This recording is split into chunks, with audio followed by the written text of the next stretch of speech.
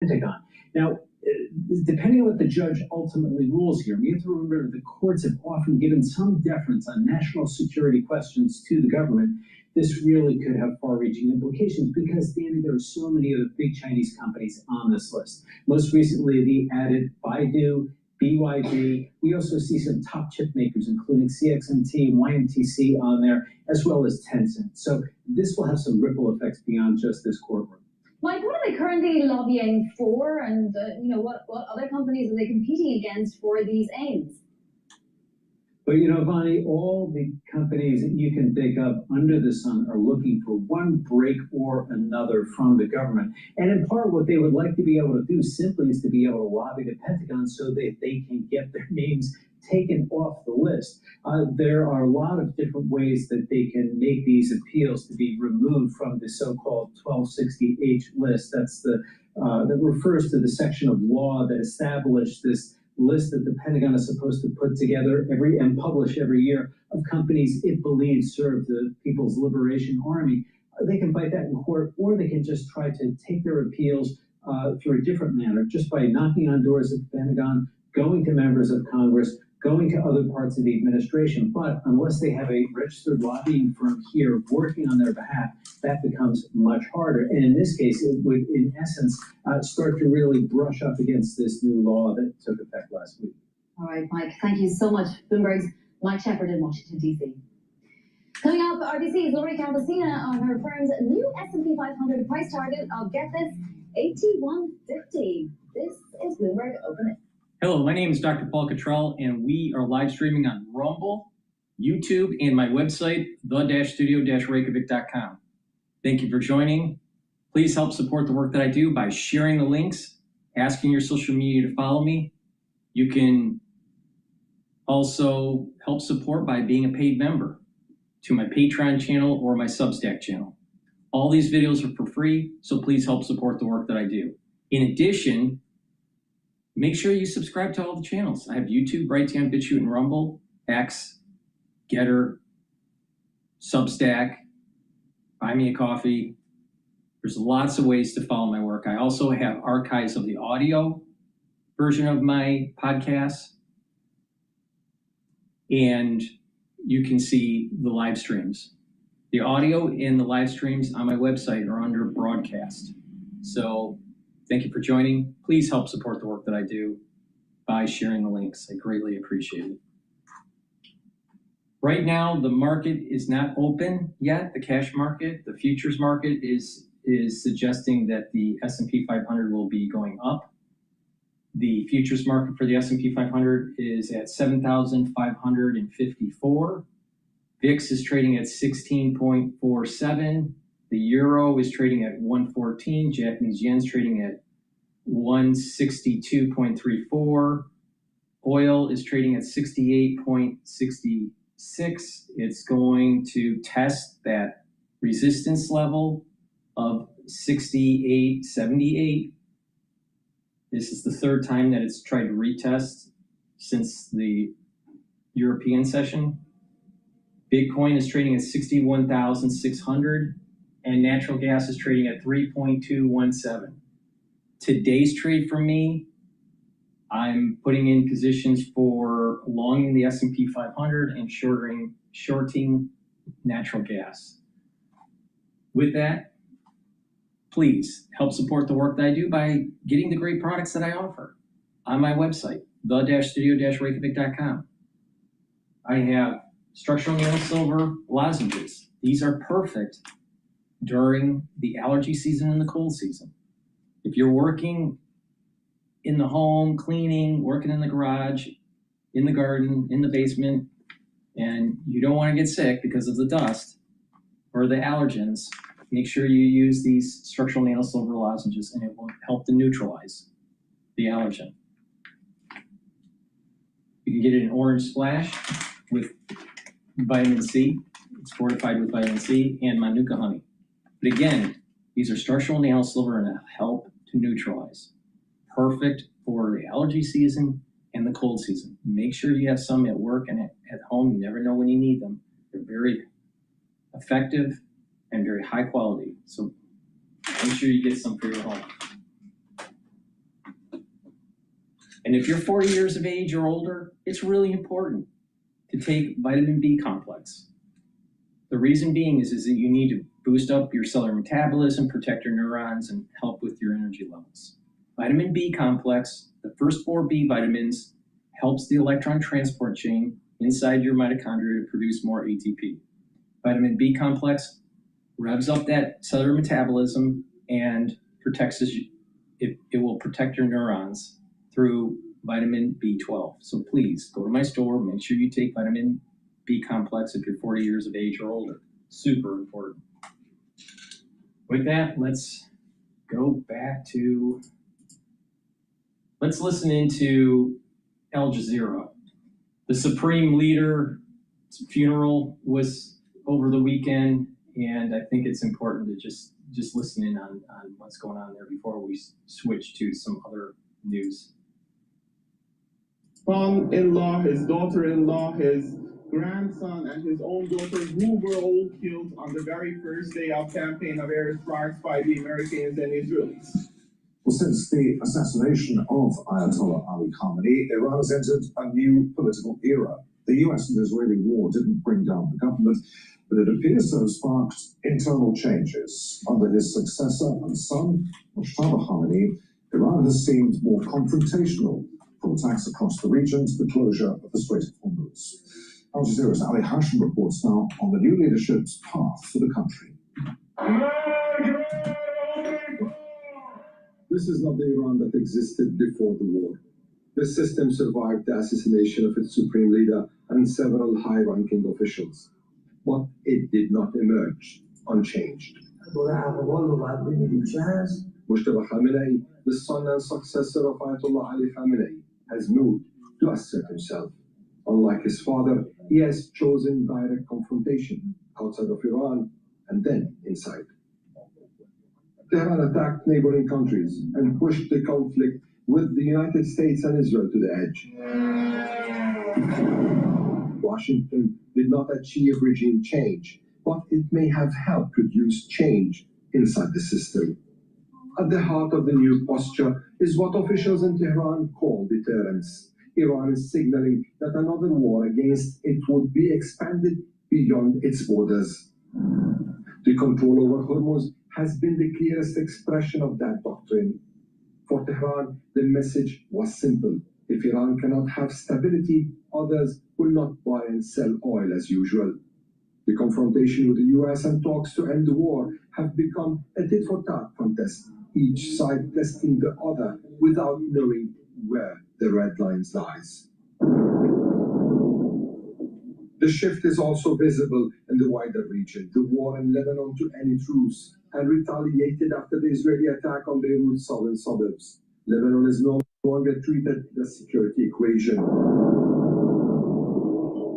Then there's the funeral of Ayatollah Ali Khamenei in Iraq. By taking this ceremony through the holy cities of Najaf and Karbala, Iran is declaring that its influence across the Shia world will continue. But the new Iran is not without internal tension. There are differences inside the state over whether talks with Washington can still produce results. The decision-making circle has changed. Power appears more concentrated and less cautious. Yet the country still faces sanctions, economic pressure, public fatigue that could reignite mass protests and aftermath of the war. The post-Khamenei era is taking shape under fire, more assertive, more regional, more willing to escalate, but also more exposed. What is visible now may be less a settled doctrine than a series of acts of defiance by a new leader trying to prove authority. The real test will come when the war ends, the crowds disperse, and Iran has to decide whether this era is built on confrontation alone or something more durable. Ali Hashim, Al Jazeera. After running the Gaza Strip for nearly 2 decades, Hamas has announced the dissolution of its governing committee. It paves the way for a transitional technocratic committee to assume responsibility. The committee's activities will be overseen by the Board of Peace, which was set up by US President Donald Trump when the ceasefire between Hamas and Israel was agreed in October. The head of the emergency committee has just resigned. the government has been dissolved for the preparations to transfer the national roles to the Gaza Management Commission. It's with confidence that all the preparations for the handover of legal responsibilities of Gaza Strip has been completed. These arrangements were presented in a transparent and official manner to the delegation representing the Palestinian factions and the Higher Commission of Tribes. Despite the ceasefire, Israeli attacks are continuing across Gaza. Israeli forces have killed at least 6 Palestinians on Monday. 4 people were killed in 2 separate attacks in Khan Yunis, and several others were injured. And in Gaza City, 2 people were killed when an apartment building was hit. Israel has killed more than 1,000 people and wounded over 3,000 since the truce took effect. The Israeli targeting is not stopping. There are people saying there's a ceasefire in the Gaza Strip. We do not see it. All right, so we're going to switch over to some news here.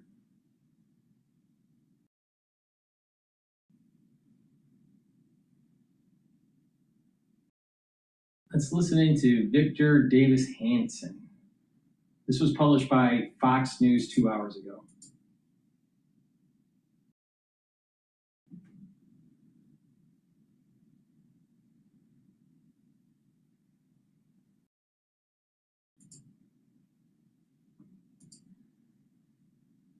We want to reflect on the state of the nation. I checked in with an American historian, Hoover Institution Senior Fellow Victor Davis Hanson, to get his report card. I wanted to pick your brain a bit as a historian as we mark 250 years. How do you think we're doing as a country? I think we're doing pretty well. Our Constitution has been under a stress test lately, but it's durable. It's the oldest constitutional republic in the world right now. And as a historian, I always look at the historical barometers of a healthy society, and they're pretty fundamental. Fuel, we're the biggest producer of oil and gas in the history of civilization. Food, we're the largest food producer, contrast to China that imports 30% of its food, 11 million barrels of oil a day.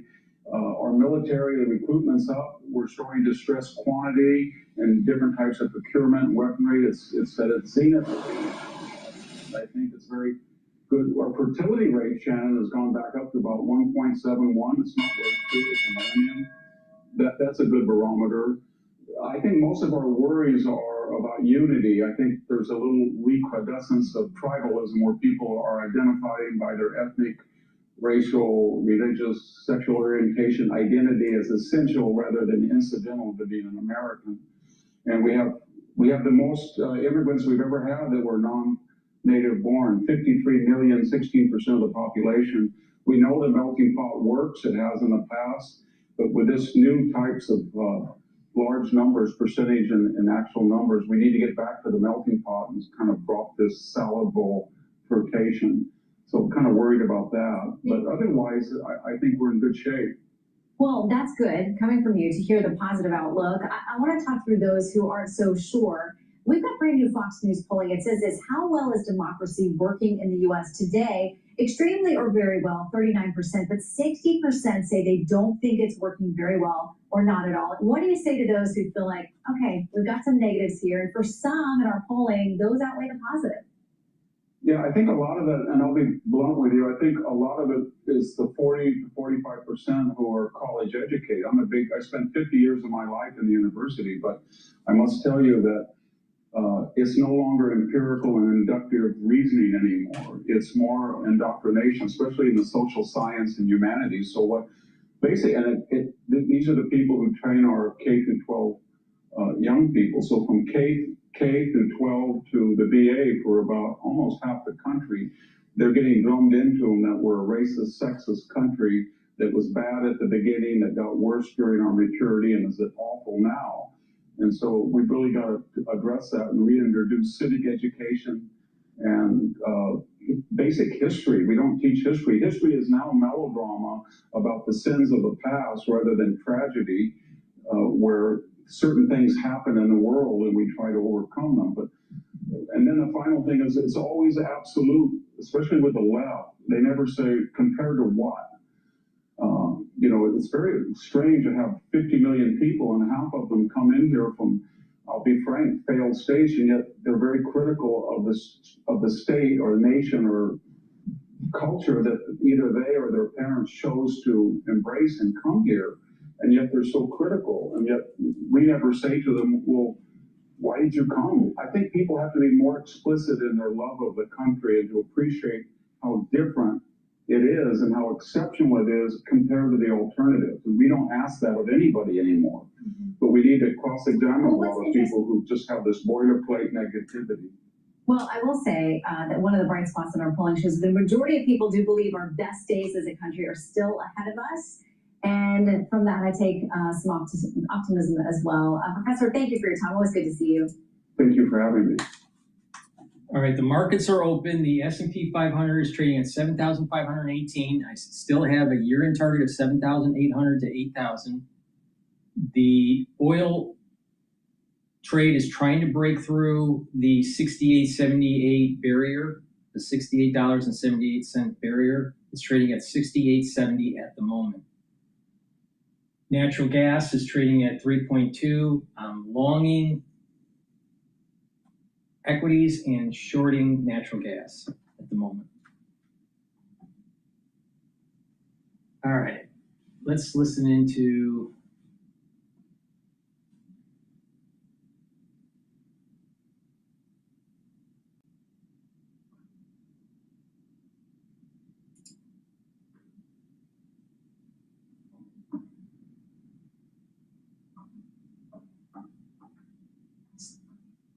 this is a clip on Times News about Trump versus Mondani.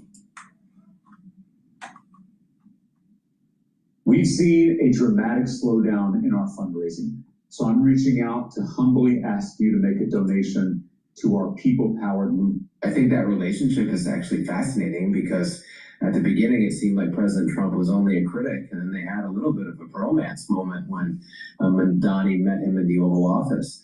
So, I'm not sure that the president would necessarily highlight the contrast between the two, but I think Mondani is very happy to highlight that contrast. We were following the evacuation of a crowd yesterday, weren't we, who'd gathered for America's 250th anniversary celebrations. It looked at one point like the whole thing might succumb to thunderstorms. Eventually, it did go ahead, and Donald Trump delivered the speech he promised. For 2.5 centuries, our American republic has stood as the crowning achievement of human history. This country is the home of freedom. This is the land of liberty.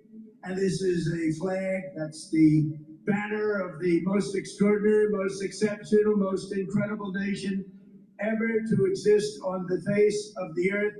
And we're doing better now than we've ever done before. Meanwhile, in New York, and sort of increasingly the face of the Democratic Party, Zoran Mondani, gave his own 4th of July speech. Those ideals upon which our nation was built, they are strong enough to endure any authoritarian regime, but only if we reach for them. Ours is a nation working each day towards the perfection in which it was conceived.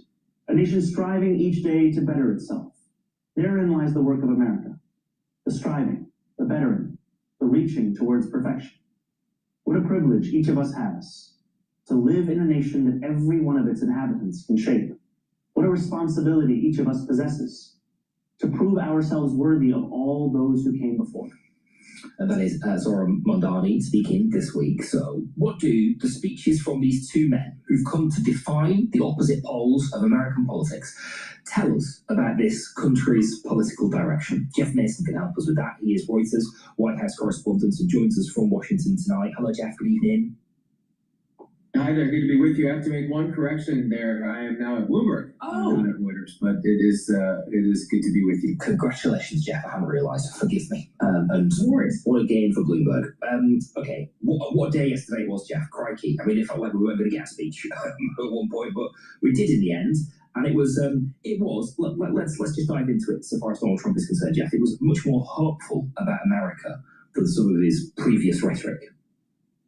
It was a mixture, that speech, I would say. It was a mixture of greatest hits for the president that he often talks about in his speeches that are sharply partisan and sharply political.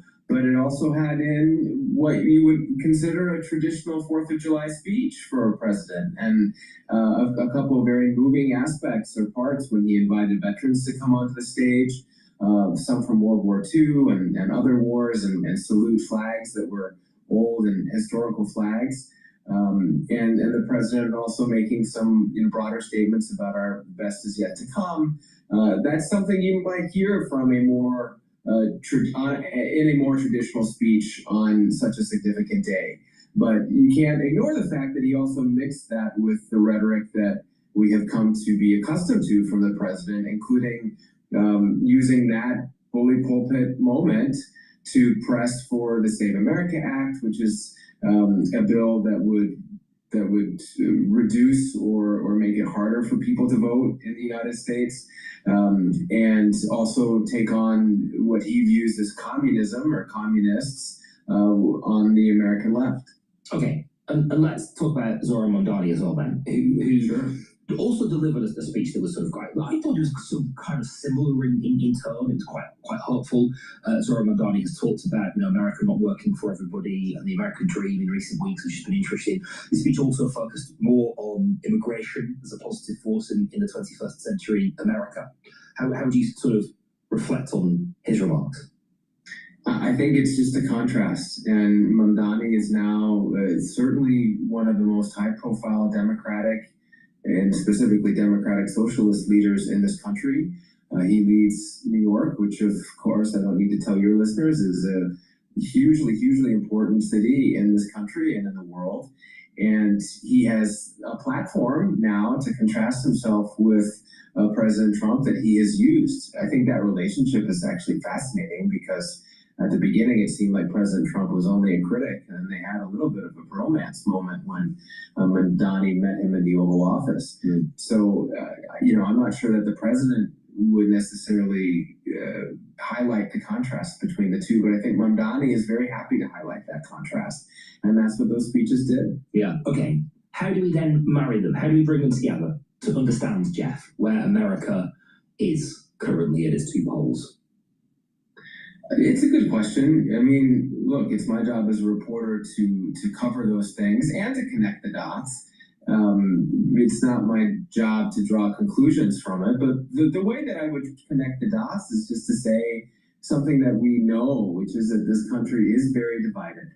And we've seen that for years now, but it has certainly manifested itself in the last few elections, and it is manifesting itself now in this issue and in between those two men as sort of polar opposites of the left and the right. I think it's also interesting to point out that those divisions are very, very open within the two sides. So the Democratic Party, of course, is really struggling with its own divisions between the left and the more moderate side, and Mamdani represents, as do the other Democratic Socialists who were elected in primaries over the last couple of weeks, that much further left side of the party, and then there are others who are fighting to stay sort of in the middle, which is more or less where general elections, particularly big ones, are fought. On the right, you have President Trump, who really has complete dominance over the Republican Party. And yet his MAGA movement does not represent the entire Republican electorate. And so there are tensions there as well. Okay, and if we understand in that context, Jeff, American politics and all politics really, to be about having and winning your base, and then reaching to enough people perhaps in the centre to build a broad enough coalition to become president. Mamdani himself obviously can't do that. But which of those two political visions do you think, as just not asking you to take a view, but just from your sort of understanding of the way that American public mood and public opinion is shifting, which of those two visions has the best shot of doing that at the moment? Let's say that last part again. Which of those two have the what? Have the best sort of shot of being able to capture that mood and be able to sort of build that coalition, I suppose. I appreciate the question. I don't have an answer to that. It's not. I don't think answerable to say which one has the better shot. Both of them have their own shot, and both of them have their own groups of voters that they are reaching out to. at a general election, when we get to the presidential election in another 2 years, the sweet spot is the middle. The sweet spot are the independents who don't belong to one of those parties, who will want to hear something or see something in their candidates that convinces them to vote for them in November. Right now, with the midterm elections coming up, of course, independents are also a prized voter group. But both Mandani's policies and Trump's policies have things that attract people, but also repel people.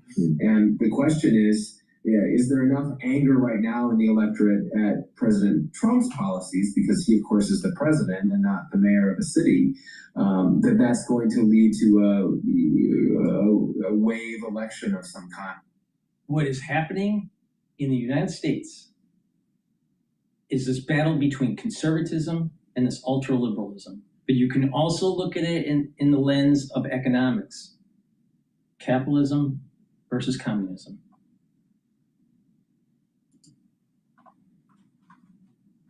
For Democrats, including some of these Democratic socialists who are popping up and winning primaries. Okay, interesting, brilliant stuff. Jeff, lovely to talk to you, my friend. Thank you so much. Always good stuff. That's Jeff Mason, who is now Bloomberg's White House and Washington correspondent with us on Times Radio.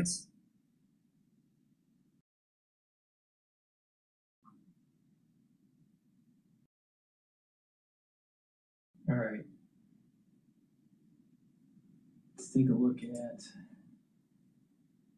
Times News interviewed Anthony Scaramucci. Why Trump keeps winning. The anger vote. Please go to my store, the-studio-reykjavik.com, and make sure you get the clarity factor. This will help to get rid of that brain fog, allow you to concentrate on tasks, take it every day, drink it with filtered water, and over time you're going to notice that you'll be able to think faster, have better memory. And what's happening is that you're building better connections between your neurons.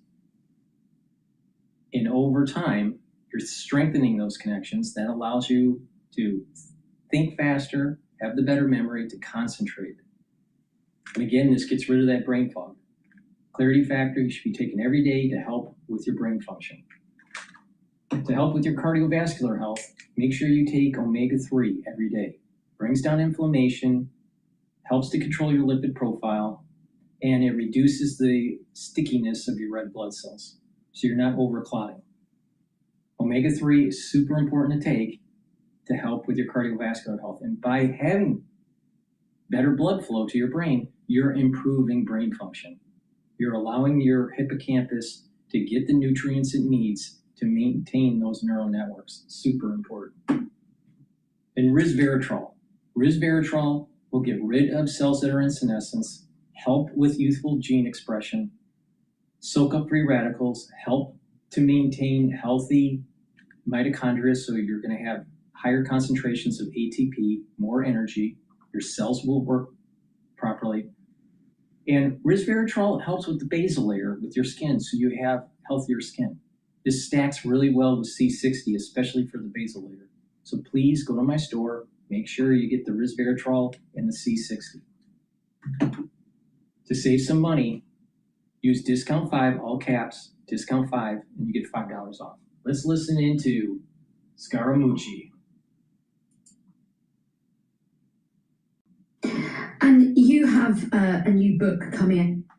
Trump is a Shakespearean figure, and he eats his young, and so I think it'll be very hard. I don't think Trump wants either Vance or Rubio to replace him. I have said on the Rest of Politics US with Katty Kay that he doesn't want a successor from his party. He's such a narcissist that he would like to say, hey, you Republicans were nothing before I got here. Anthony, thank you so much for joining us. Now, it's a big moment for the history of America, 250 years. When you look at modern America right now, how do you think the country's doing? What are your thoughts? Well, I mean, the country's doing okay. We've got a little bit of a K-shaped economy going on right now, which I am worried about. There's a large group of people in the country that feel the economic struggle, the affordability crisis, etc. But generally, the country's doing okay, and the economic innovation is there. to create the wealth necessary. I guess we just have to figure out the right policies to spread the wealth down into the system. The political leadership is not doing okay. I think the political leadership is actually failing the country. But the good news about America, because we've got a lot of entrepreneurs and we have a culture, more or less a risk-taking culture, we'll pull through this. But we've created a cartel now in the country. It's sort of a uniparty. It's like the Demo-Publicans or the Republicrats, and I've got a very tight stronghold on Washington. They're spending way too much money and wasting it, by the way. And it's very hard for new leadership to break in. We've got octogenarians running the country. So that part of it's not great. But generally, the United States has usually been a place over the last 250 years, despite different types of downturns and cyclicality, has pulled through, and I predict it will do that again this time. And you have, I needed 10 sequin cowboy hats for a bachelorette party. But what did I get? What the? But then, and you have a new book coming out called All the Wrong Moves, which is very much looking at, the politics of the country, what went wrong and what could come next. Tell us about some of the big arguments that you make in your book. Well, the interesting part about the book, it's not an indictment of Donald Trump, because all of this stuff happened prior to his arrival in the political stage. This is really a statement of bipartisan arrogance after the fall of the Berlin Wall. We got very overconfident. We got overconfident in terms of what we thought was going to happen with Russia. For some reason, George Bush Sr., 41. He thought, and the neocons thought, that they didn't have to worry about the reaction of the Soviet Union because it was starting to fall apart. And therefore, they helped with the expansion of NATO to push further into the eastern area of Europe. And we had this hubris that our economic system is the best and that we were going to do shock therapy in Russia to get them back into a more capitalistic framework. Shock therapy was devastating for their industry, devastating for their currency. So the shock therapy, the expansion of NATO, and our hubris in the Middle East all coincided at the same time. And we were so successful during Desert Storm, it added to the hubris.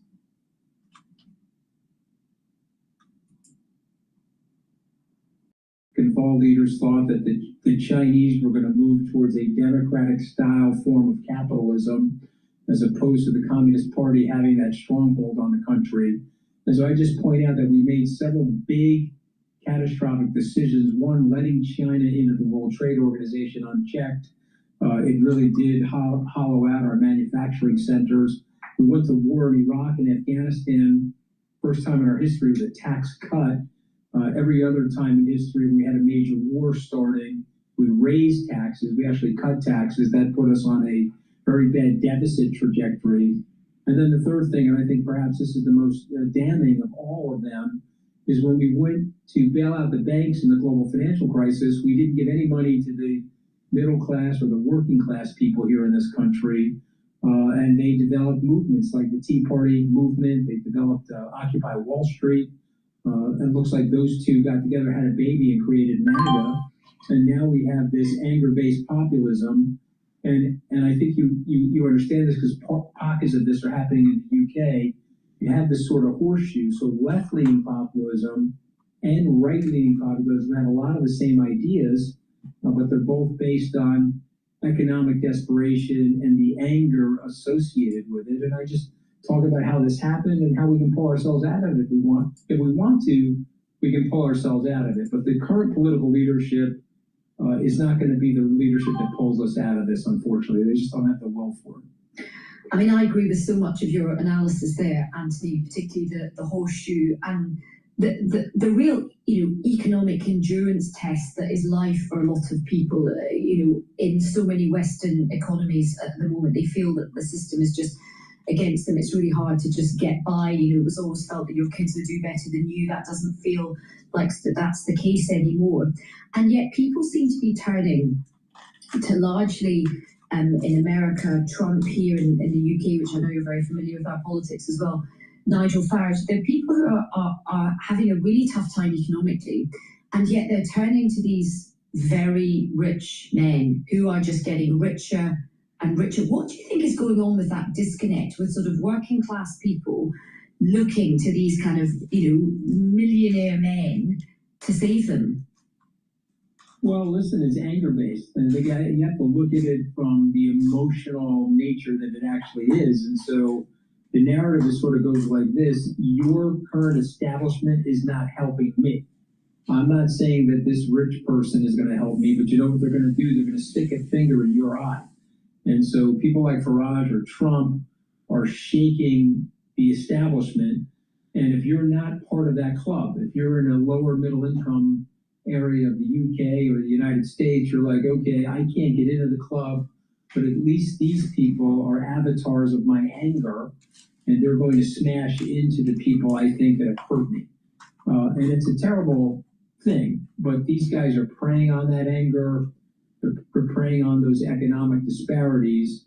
And what we found, I can't really speak for Nigel Farage, but I can definitely speak for Trump. Over the last 2 terms, the 6 or so years that he's been at president, he has done nothing for those people. If you look at the big, beautiful spending bill as an example, passed last year, it provides corporate welfare, it provides tax cuts for the wealthy, but it actually takes people off the SNAP benefit programs. Those are our food programs, and it removes about 17 million people from our health care, our health insurance, the Obamacare. And so it's sort of ridiculous. They voted Trump in, and he is now doing things that are against their economic interests. So, but they stay with him because he represents their anger, and I think they cling to that, unfortunately. So how do things change if he is very, very good at feasting on the dissatisfaction and the anger that people have? That's not going away. He, very, very good at controlling the media and the narrative. How are things going to change? Well, one of the things I write about in the book is, unfortunately for all of us, as part of our human nature, some arrogance creeps in. And I think the president's arrogance is on full display now. He just listed a 927-page financial disclosure document. It turns out that he was buying Apple Computer, then waiting a day and then tweeting to other people to buy it, which pushed the stock up. He was selling short the markets before his announcement of the tariffs. And then he was getting long the markets or buying the markets when he was putting a reprieve on the tariffs. And I think this type of reprehensible behavior is going to really hurt him. Wait a minute. All that trading that he did was through a blind trust or a series of investments where he wasn't dealing with the trades. He had a money manager doing it.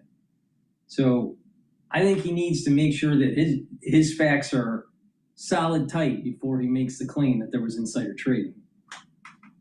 Now, could there have been? Yeah, maybe.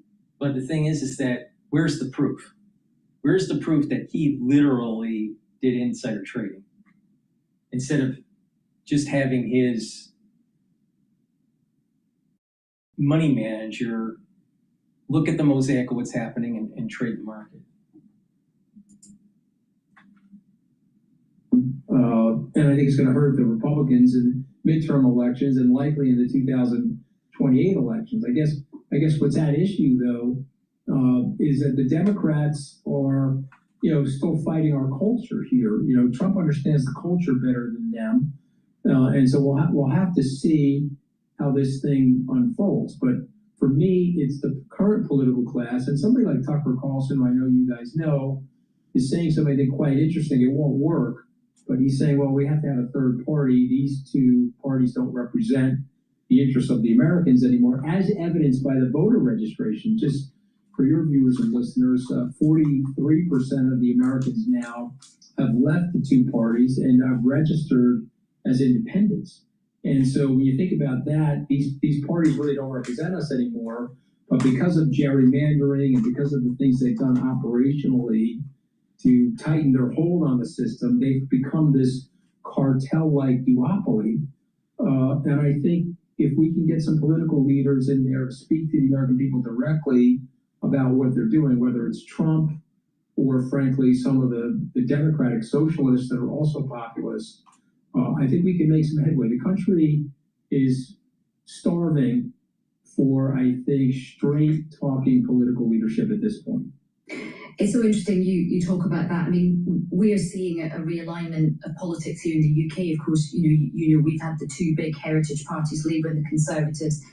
It feels like that's sort of been disrupted at the moment, certainly after our last set of local elections. We've got the Green Party more on the left. We have Reform, obviously, on the right. But do you think a new party could get traction in America, given the stranglehold that the big two have, the funding that's required, the sort of the media punch through? Do you think it actually would be realistic?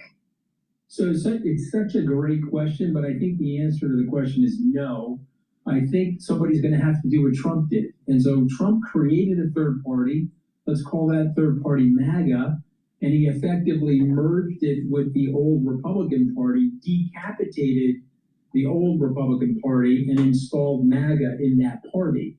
And so that's what would have to happen again. We'd have to have a reform-based group of people that attach themselves to one of the two parties. And remember, this is something Elon Musk looked at. I'll just point this out to your viewers and listeners. There's 105 million people in the United States. It's the most powerful voting bloc. For the ones that have been paying attention to my trades, I said that I did a long position for the S&P 500 and a short position in natural gas.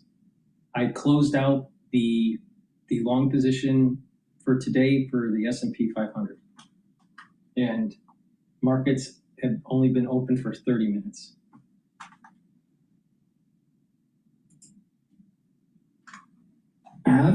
And they vote the exact same way in every single election. And that's the non-voter. And so as surprising as this sounds, we're in a democracy, but literally 51% of the eligible people above the age of 18 do not vote.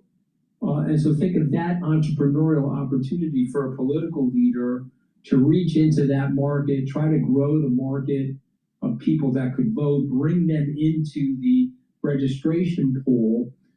This is something Musk looked at. Ultimately, he was talked out of doing it by J.D. Vance, but I think that's where the potential opportunity is for reform in the United States, to wake up the apathetic people who are not part of the system in terms of voting, and see if we can get them back into the swimming pool. That sounds like that's a job for the mooch. Well, I don't know about that. I'm running for re-election in my marriage. I'm just trying to. but who are there voices like that? Are there, charismatic political people who are great orators? They connect well with people. They're super articulate. They speak the language of everyday people. Are there people that you see that we don't know about over here? Well, here's what I would say. There's a lot of young people that are less ideological than the Mondanis or the J.D. Vances or the AOCs or the Marco Rubios. And, it may not be in this next election cycle, frankly, but I do think over the next 5 to 10 years, we'll see those types of people emerge. Listen, we've got a very old... You may find individuals slightly right of center or left of center that are moderate, that have some sort of moderation. But first, you got to battle between the communists and the capitalists. You have to battle between this idea of the conservatives versus the left-wing wingnuts of the Democratic Party. The question is, who will win on the battlefield, the political battlefield? The Enlightenment or the relativists, the postmodern relativists? And once that's all settled, then, the coast is clear, the battlefield is clear, and then the moderates can come in and say that they're going to make a more perfect union. But the reality is that there needs to be conflict, and if you're a conservative, you're going to need to push back on these communists. The conservative person is aligned with the Enlightenment. The Enlightenment is aligned with capitalism. It's not aligned with postmodernism. It's not aligned with relativism. It's not aligned with communism. It's matter and antimatter. They can't be together, or they annihilate. We won't have a country. So the ultra-liberals are going to have to lose. Because if they win, you no longer have capitalism. You no longer have a constitutional republic. They want a one-party system where it's you don't have recourse. They don't believe in property rights. So wake up, America. But it's going to start before the moderates come onto the scene in the 10 years that he thinks it's going to happen. There has to be a battle. There has to be conflict between the conservative movement and the ultra-liberal movement.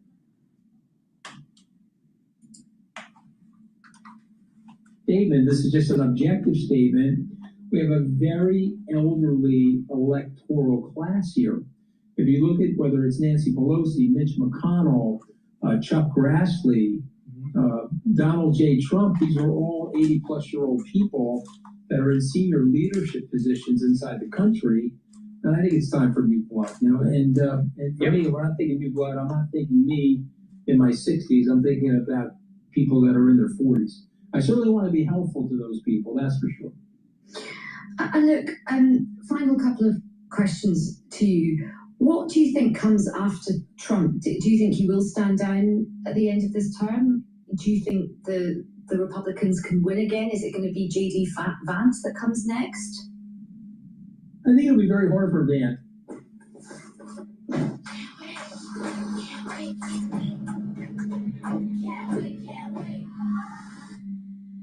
I think it'll be very hard for Vance. I think Trump is a Shakespearean figure, and he eats his young, and so I think it'll be very hard. I don't think Trump wants either Vance or Rubio to replace him. I have said on the Records of Politics U.S. with Katty Kay that he doesn't want a successor from his party. He's such a narcissist that he would like to say, hey, you Republicans were nothing before I got here. You'll be nothing after I leave. And just think about what he does to the Republican Party in terms of going after existing established Republicans by having the primary and so forth. So I think it'd be very hard for those two. Having said that, what the Republicans have going for them are the Democrats. They're very disparate. They're fighting with each other. And, people are not going to like me saying this, but the Democrats are off the mark on the American culture. The culture of wokeism is not where the Americans live. And I just want to point out that AOC herself, Alexandria Ocasio-Cortez, after Election Day in 2024, she took her pronoun designation off her X or Twitter feed. And when she was asked why, she said, well, a lot of my constituents voted for Donald Trump. They also voted for me. I said, well, why did you split your vote like that? And they said, well, we don't like the culture. We don't like the direction you guys are taking the culture. So I would just implore my Democratic friends to be careful here. A lot of people dislike President Trump, but they don't like that aspect of the culture where the Democrats are trying to drive things. And so it's going to be a lot closer than people think as a result. It's beyond the wokeism. It's beyond the wokeism. Many people in the Democratic Party that are young and aligned to this ultra-liberalism want to destroy the Constitution. They don't believe in the constitutional republic that we have. They want to destroy this country. So it's not just wokeism. The wokeism is tied to oppressor and oppressed and demonize whites and all that stuff.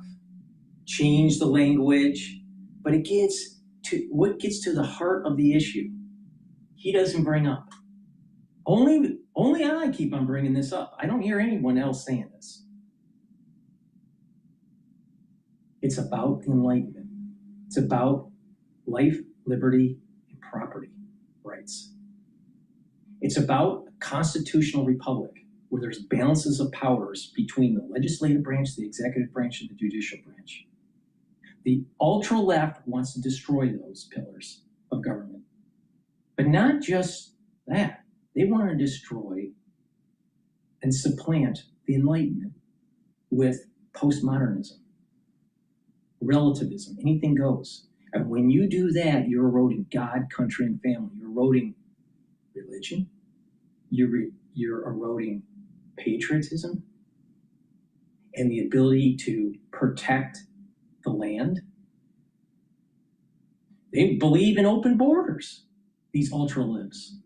Well, how do you have a country if you have just open borders? They think everything's going to be kumbaya. You just let everyone in unfettered. What about terrorists? What about letting in a certain culture faster than the host culture can absorb? Oh, with postmodernism, it's okay. Anything goes. That's not the Enlightenment. And then they want to destroy family. Just keep on having those abortions. Yeah, 1972. Since 1972, close to 70 million abortions, 72 million fetuses. Now, some of these abortions, some of these killing of the fetuses were necessary in terms of medical issue, in terms of maybe incest, rape, but they are not the norm. The far majority of the abortions, the fetus killing, has been due to socioeconomic reasons. So 70 million. So they want more. They want more of the abortions. They want more of the fetal tissue to be expunged. They want to kill the family.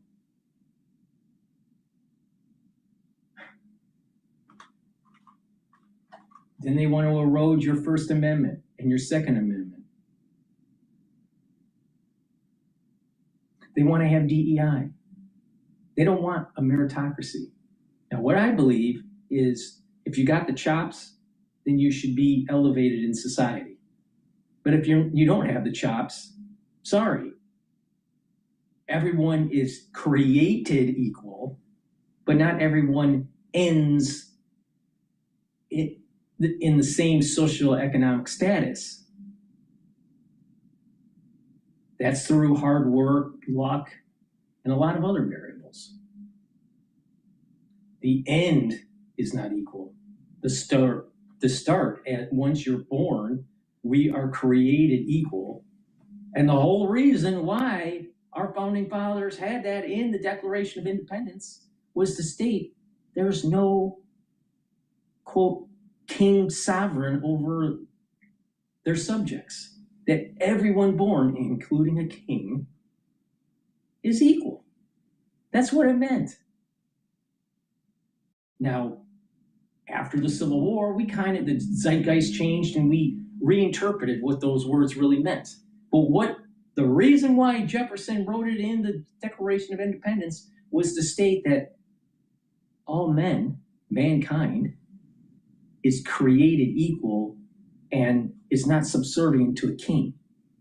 That's what it meant. But we got to change the meaning because of the zeitgeist.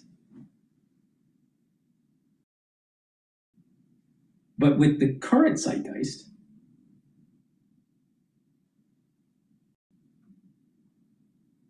we do not end in the same place because it's about taking risks. And with taking risks, there's the unknown. But with the liberals, the ultra liberals, they think that the end has to be equal. No, that's not how it works, especially in a capitalistic society. So, Scaramucci, he's not getting to the essence of the issue here. The essence is about the Enlightenment. We're talking about things that are going all the way back to the 1700s. This idea of life, liberty, and property.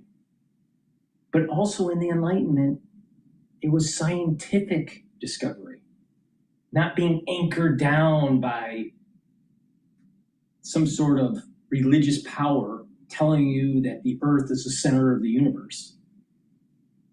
But through scientific discovery, that a wider world is discovered and known. And further knowledge is just over the horizon.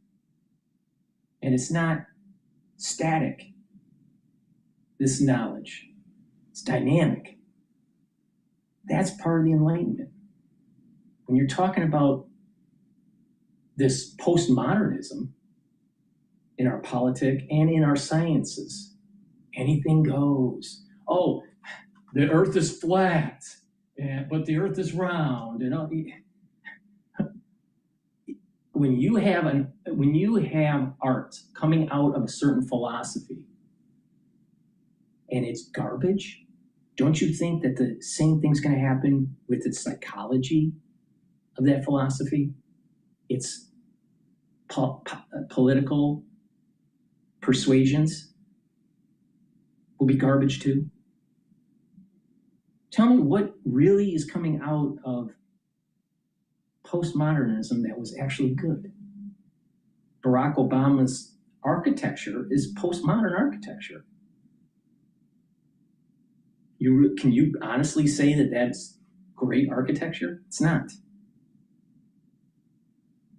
But Barack Obama is part of this postmodern ethic, this postmodern philosophy.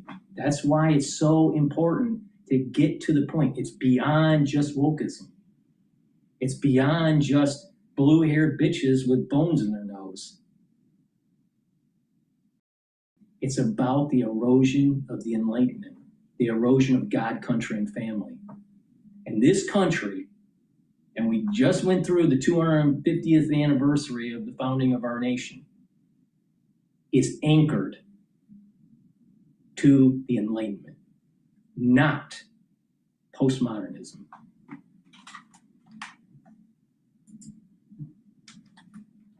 And look, final question to you, Anthony. We are on the brink of getting a new Prime Minister, Andy Burnham, the Mayor of Manchester.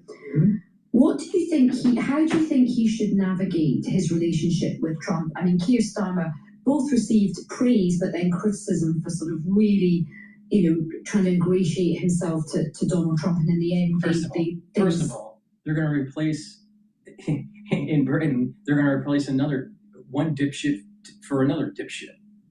It's not going to go well. It's not going to go well. The country in Britain, they need to get their act together and shed this socialism. They're not as dynamic of a society as the United States. Now, what is very interesting, if you read I think it's Goodspeed. Is it Goodspeed? No, I'll look up the author. But he just wrote a book. I just finished reading it just about 2 months ago about why recessions happen. He did his Ph.D. under Niall Ferguson, so he's a historian, but economic historian. Great book, and he has a bunch of charts showing the dynamism between the United States and Britain, and how certain epochs, while the British were more stagnant, they may not have had as many volatility waves in its economy. While in the United States, because we're more dynamic and more entrepreneurial and taking more risks, a larger economy, that there's more volatility. But I'm broad brushing these statements because I have to look at the book in detail to the charts, because he has an interesting argument. But the big takeaway from his book is that you can't determine when a recession is going to happen. It's somewhat of a chaotic, indeterministic event because there's so many different variables. Now, some countries may do better than others depending on what the buffer systems are. How much of a shock absorber do you have? Like driving a car, if you have a good shock absorber over a bad road, you don't feel the bad road very well. But if you don't have any shock absorbers, you're going to feel the road really in the road that you feel is very intense. So the main point that I'm making here is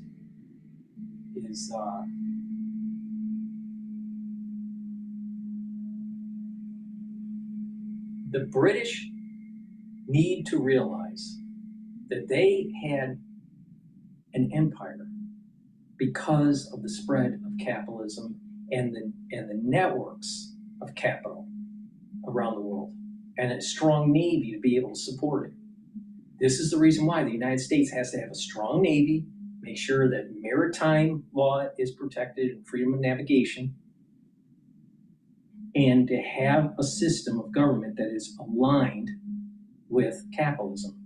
When you have a system of government that's not aligned with capitalism, you're going to be more socialistic, and that socialism is going to erode and make you less productive. That's what's happening in Britain. What does Britain make? Fish and chips? I mean, really, honestly, what does Britain make? Tourism for the monarchy and fish and chips. So they were a strong empire. They made they used to be a major manufacturer of textiles. No longer. That's no longer. That's gone. New York used to be a major manufacturer of textiles. That's gone too. But we in the United States, as long as we stay true to that North Star of the Enlightenment and in capitalism, we will do fine. But I fear that the British have already lost their way with their North Star, and that they keep on bringing in this whole socialism stuff. They have to shed the social programs, and they have to reignite their identity. They have a vast history. They need to reignite that identity. Instead of opening up the borders and destroying London and destroying the country. Now, the ultra-liberals that are happening in the United States, they want to do something similar. They want to open up the borders and destroy the culture. Now, let's face it, America is more aligned with ketchup than salsa. The United States, it's Heinz ketchup and not salsa.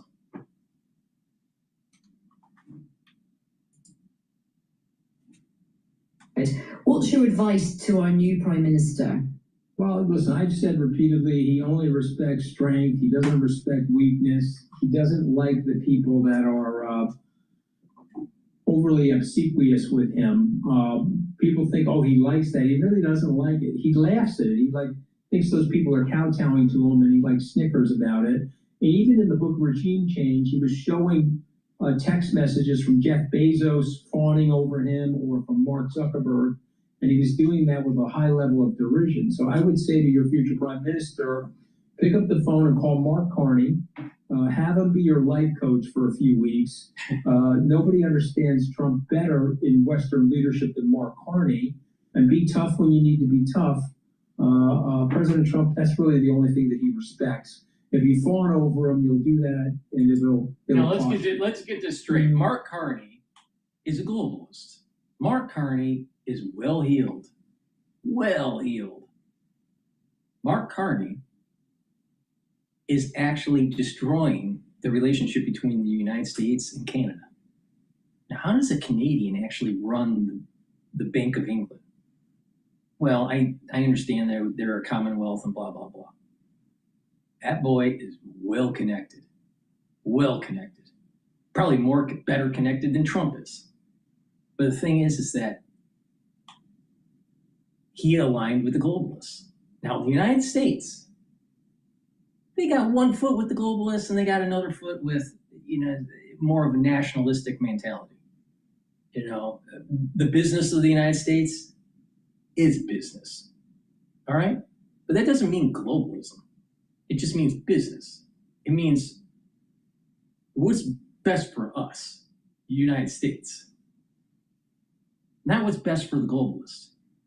They're two totally different things that sometimes they align. But many times they don't.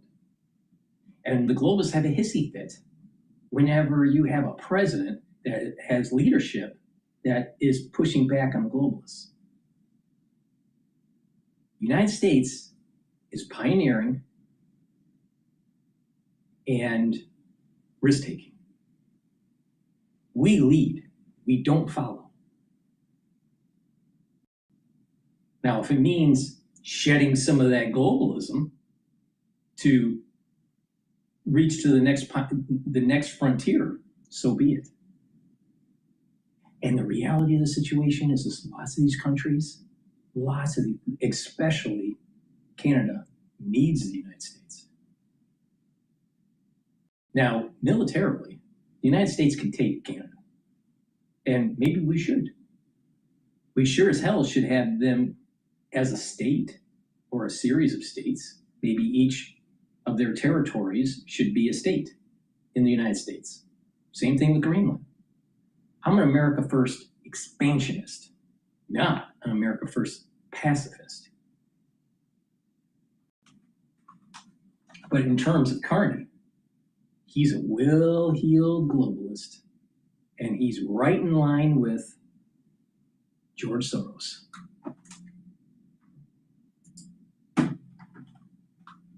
Look, a great pleasure to speak with you, Anthony. Thank you so much for your time. Guys. Thank you for having me, and happy 4th of July. I'm sorry that we're such traitors, but we are a rebellious group of people over here on this side of the pond.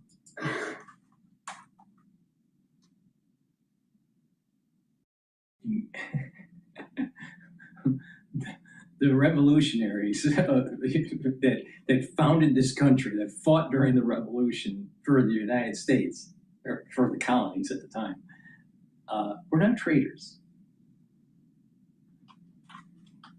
Now, the British think we're traitors.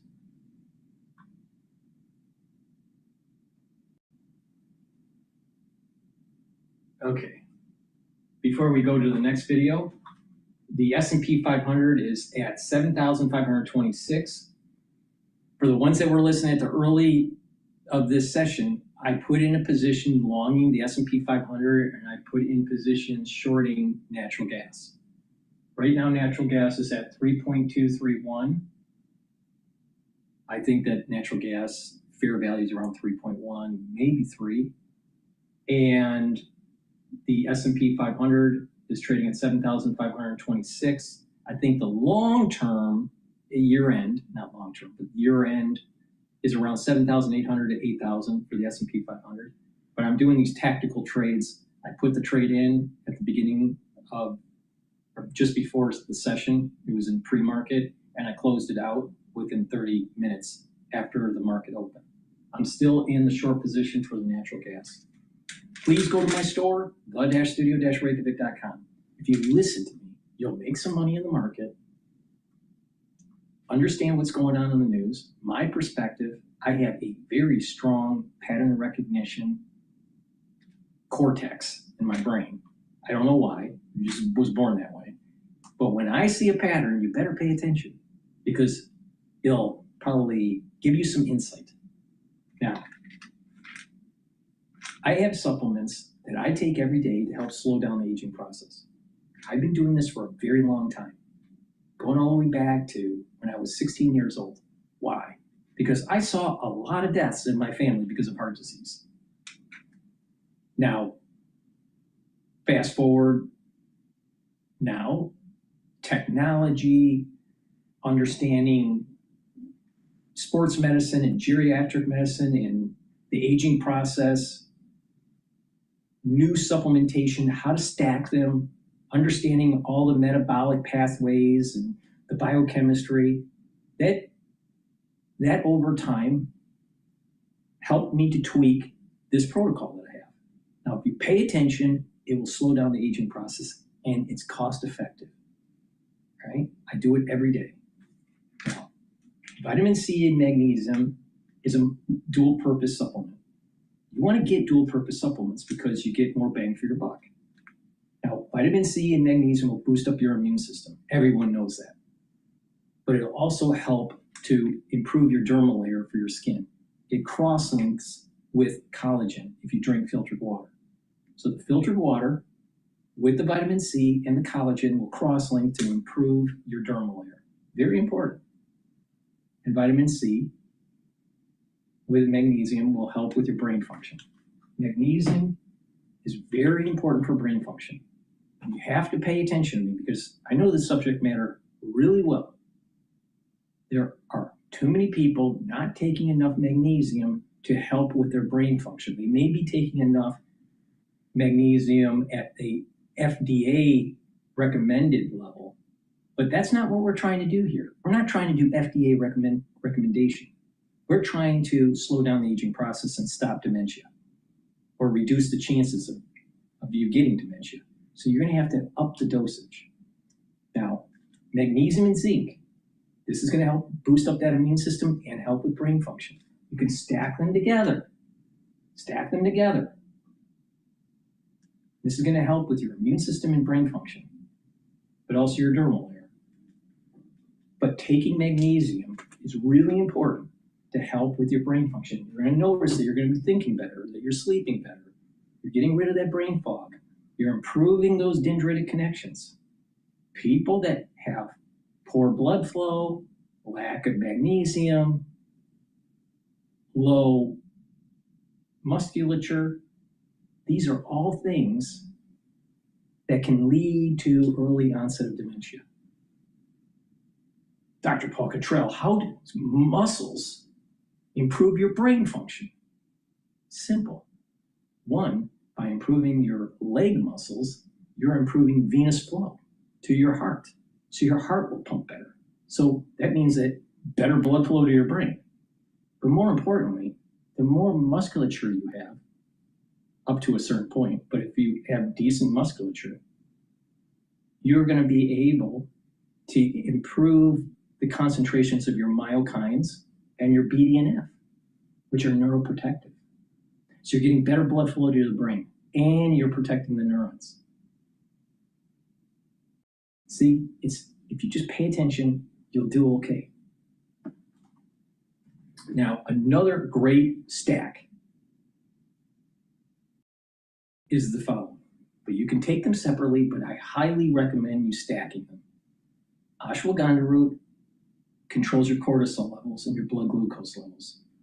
By controlling your cortisol level, you're helping your immune system. By controlling your blood glucose levels, you're reducing damage at the vascular level. Now, it's not just the vascular level outside of the brain cavity. It's also improving your brain and the vascular system of the brain. So ashwagandha root, super important to take. Lignans helps the immune system and your endocrine system, brings down inflammation, soaks up free radicals. Turmeric brings down inflammation, soaks up free radicals. What you'll notice is when you work out by taking turmeric or lignans, you're recovering quicker. But here's the magic. You stack them together, all right? This is a very powerful way to boost up that immune system, help with your endocrine system, help with your cardiovascular system, help with brain function. Why? Because you're soaking up those free radicals, you're bringing down inflammation so the neurons are healthier. Now, you can pay attention to me or not pay attention to me. I honestly don't care. But If you do pay attention to me, you will get healthy and you will slow down the aging process. And by paying attention, you won't be so dependent on pharmacopoeia when you get older. It's up to you. It's up to you. I'm just telling you how to make some money in the market by listening to the news and how to get healthy. Please go to my store, the-studio-reykjavik.com, and make sure you use discount 5. Discount 5 will allow you to save $5 on any order. You can use it as many times as you want. I want for people in the United States to get healthy, because a healthy population means a more productive society. It also means a society that won't be so reliant on social programs like healthcare. You want to reduce healthcare in the United States by hundreds of billions of dollars? Get healthy by a holistic approach. Proper diet, proper exercise. Most diseases in the United States, the big ones, most people that have disease like cardiovascular disease, diabetes, cancers, most of it is self-induced. Now there are cases where they're not. But most of the big diseases in the United States, the ones that really suck up all the funds in healthcare, are self-induced.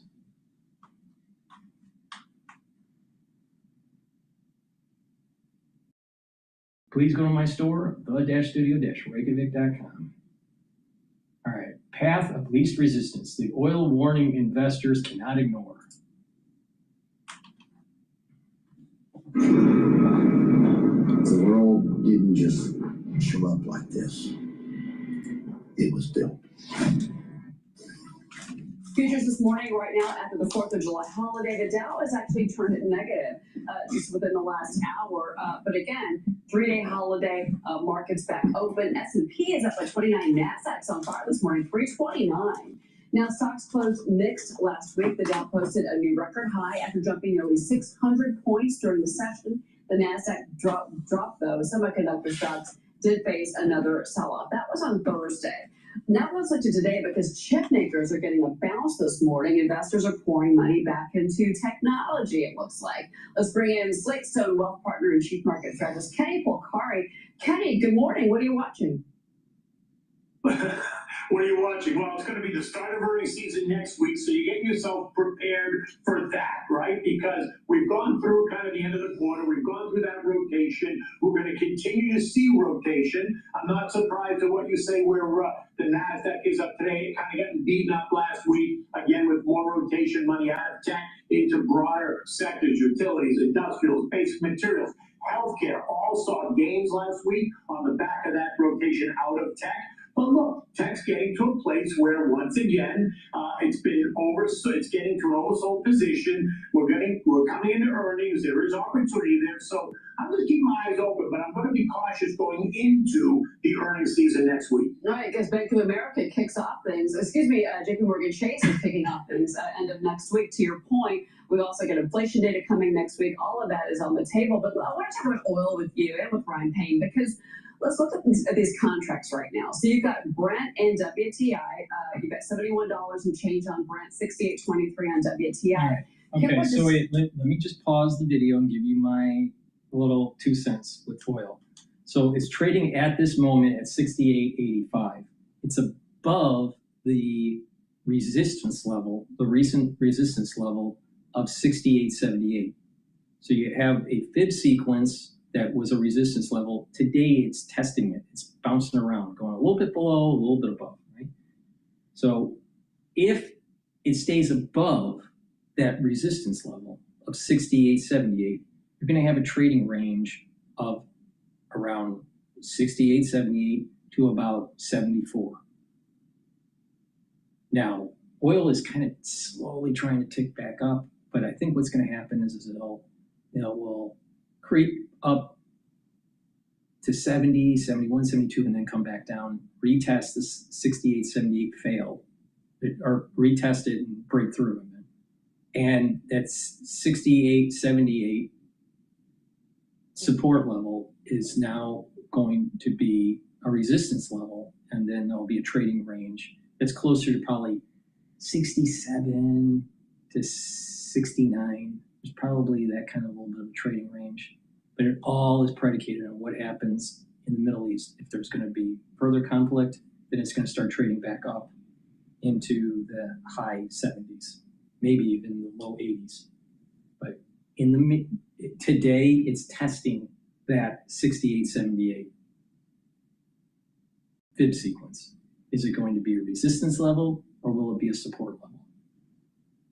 I suspect the way the movement is that by the end of today's trading, we may actually turn into a support level, and that will be creeping back up to about 70, 71, 72.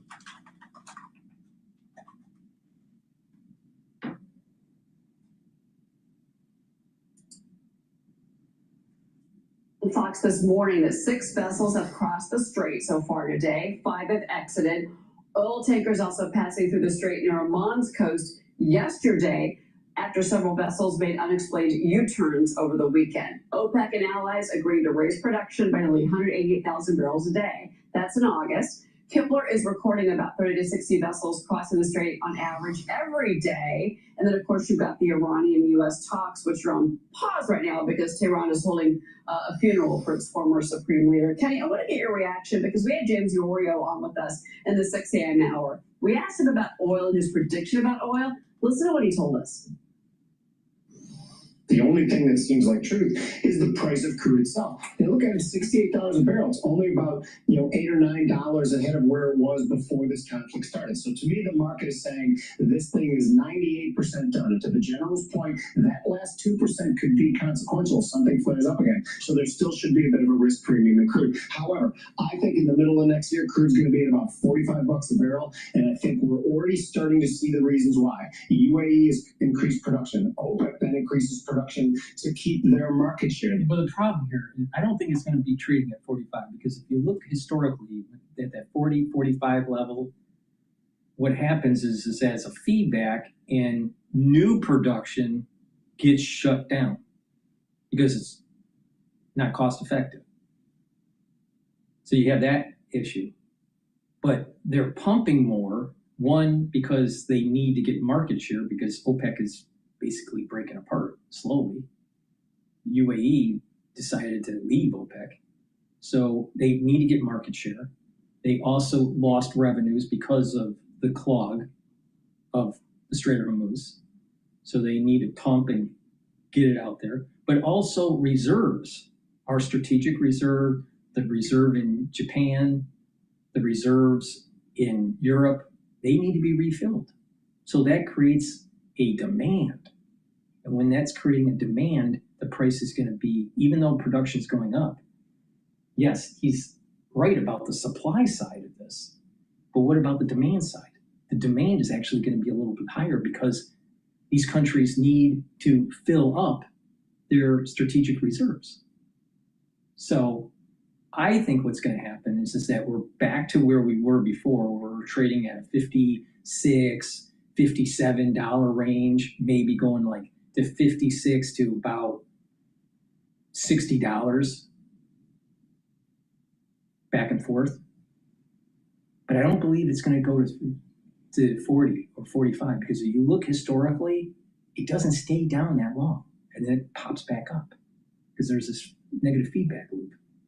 So I think that there's a higher probability of being in the $55 to $60 range than the $40 or $45 range.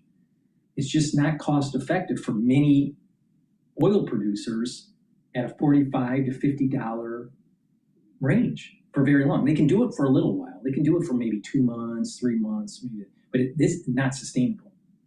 So if you see short term a $50 or $45 barrel of oil for WTI, that's time to buy.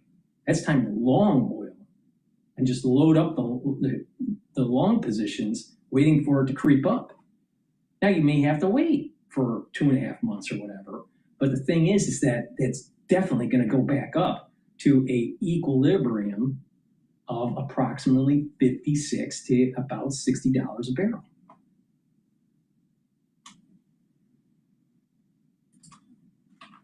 The guy's wrong. What do you think of that, Kenny?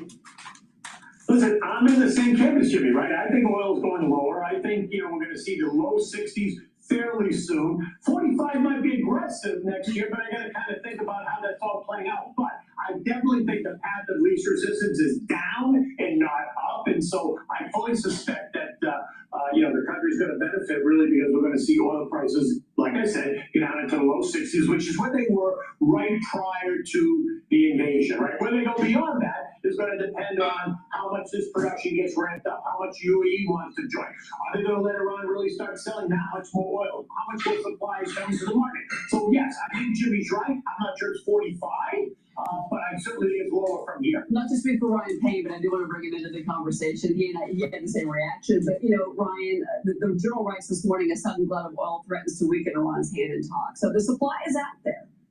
Yeah, it absolutely is. And you got to think about there's a lot of making up for lost profits, right? If you're Iran right now, if you're OPEC plus, like there's a lot of oil you want to get to the market because you have those revenues to replace. Right. And also the UAE, which is not an OPEC plus anymore. They're going to be doing their own decisions when it comes to oil production. So I think that's going to ramp up as well. So I think, to Ken's point here, oil glut in the short term, I can see it dropping to low 60s. $45 a barrel might be a little Pollyannish. I also think that because global growth is going up, so oil demand should go up with that. Also, oil security is going to be a problem if you're Japan. Do you want all your oil coming through the Strait of Hormuz, or 80-90%? So you may be rerouting some of that. And oil companies as well got burnt during fracking when oil prices were too low, made no money. So there's going to be a lot of, I would say, profits over production that will probably keep a floor under oil prices. And I'm with you, Ken. I think it's closer to $60 a barrel. I don't think it's 45. I wish it was, but I don't think that's where it's going.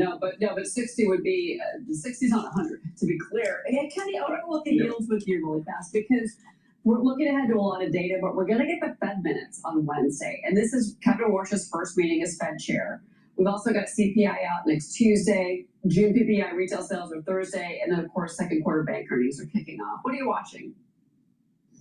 So look, I think bond yields are telling you that it's still unsure. I think what it's saying is that yields aren't going up, but nor are they, rates aren't going up, but nor are rates at the moment going to go down, right? I know the meeting's at the end of the month. There's a lot of data between now and the end of the month, so that story could change. But I think it's kind of set in that he's gonna hold rates steady at the moment, and then we're gonna go through another month of August and into September before the next meeting where they're really gonna decide. But even then, I have to be careful because the September meeting is only 5 weeks in front of the midterm elections. I'd be very surprised if Kevin Ward were going to change policy that close to the election, because then he'll be accused of being partisan, right? And so I think you have to be very careful here. I think rates remain unchanged, and I think that's what they're going to be until after the midterms. Interesting. Kenny Bokhari, it's always great to have you on the program. Thanks, Cheryl. All right, thanks, Kenny. Always a pleasure to see you. All right, you too, sir. Take the next step with Let's jump to Bloomberg here. Of the United States to keep the Strait of Hormuz open once a durable peace settlement is in place. So essentially, the goal will be to avoid such a blow-up and also try to get some common language on key priorities such as Ukraine and rearming the European continent.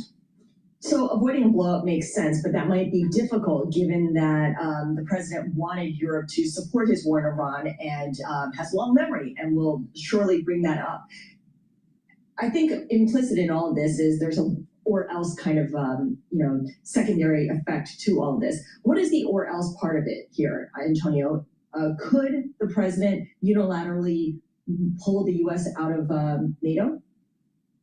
No, it's actually, as a matter of fact, this international treaty, so it would be tough for him to do so unilaterally.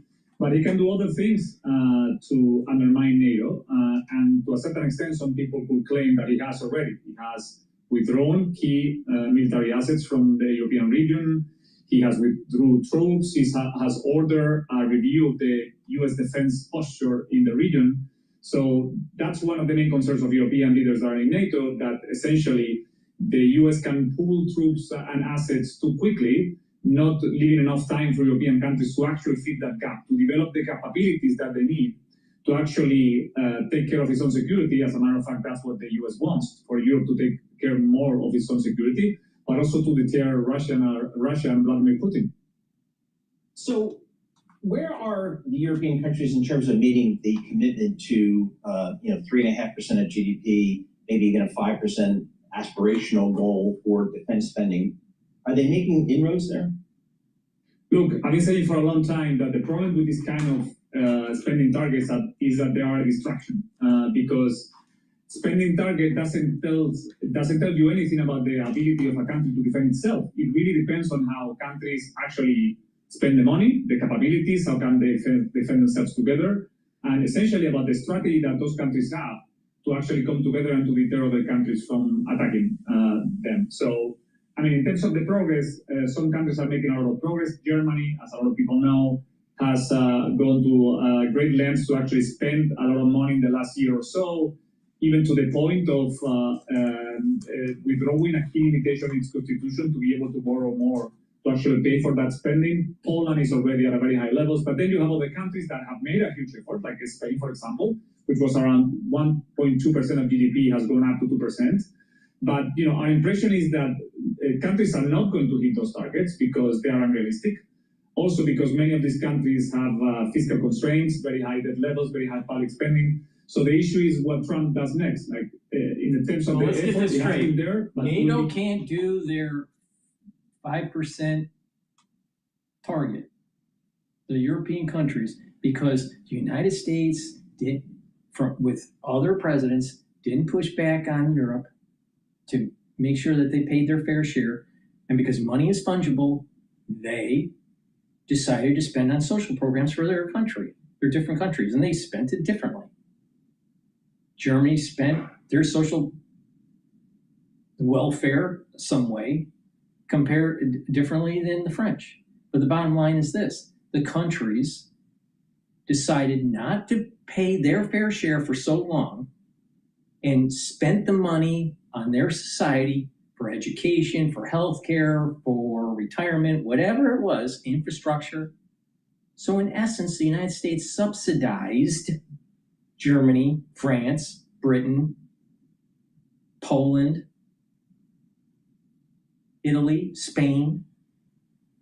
We can go on. Hungary. We subsidized them. And now they say that they can't do it because they are so indebted, because they took debt for their social programs on top of not paying their fair share in NATO. This is unacceptable. This is unacceptable. Now, what the bond vigilante should do is really jack up those interest costs for Europe. Really push the pain so severely that they shut down the social programs. But the bondholders are afraid that these countries will just not pay the bondholders their interest, their coupon payment. They may just go default. But what really needs to happen is a market mechanism that forces the Europeans to get fiscally responsible. Now, how does that apply to the United States? The United States also needs a little bit of pain in the bond market so our government stops paying these social programs that we can't afford. But in terms of relative strength, between a comparative analysis between the United States and the European nations, the United States is far better off on our debt load than they are, by far. We're a more dynamic economy than they are. Now, you're going to start hearing in the news that as their bond yields go up, you're going to start hearing, we need to invest out of America and into Europe. And so what they're going to do is they're going to take a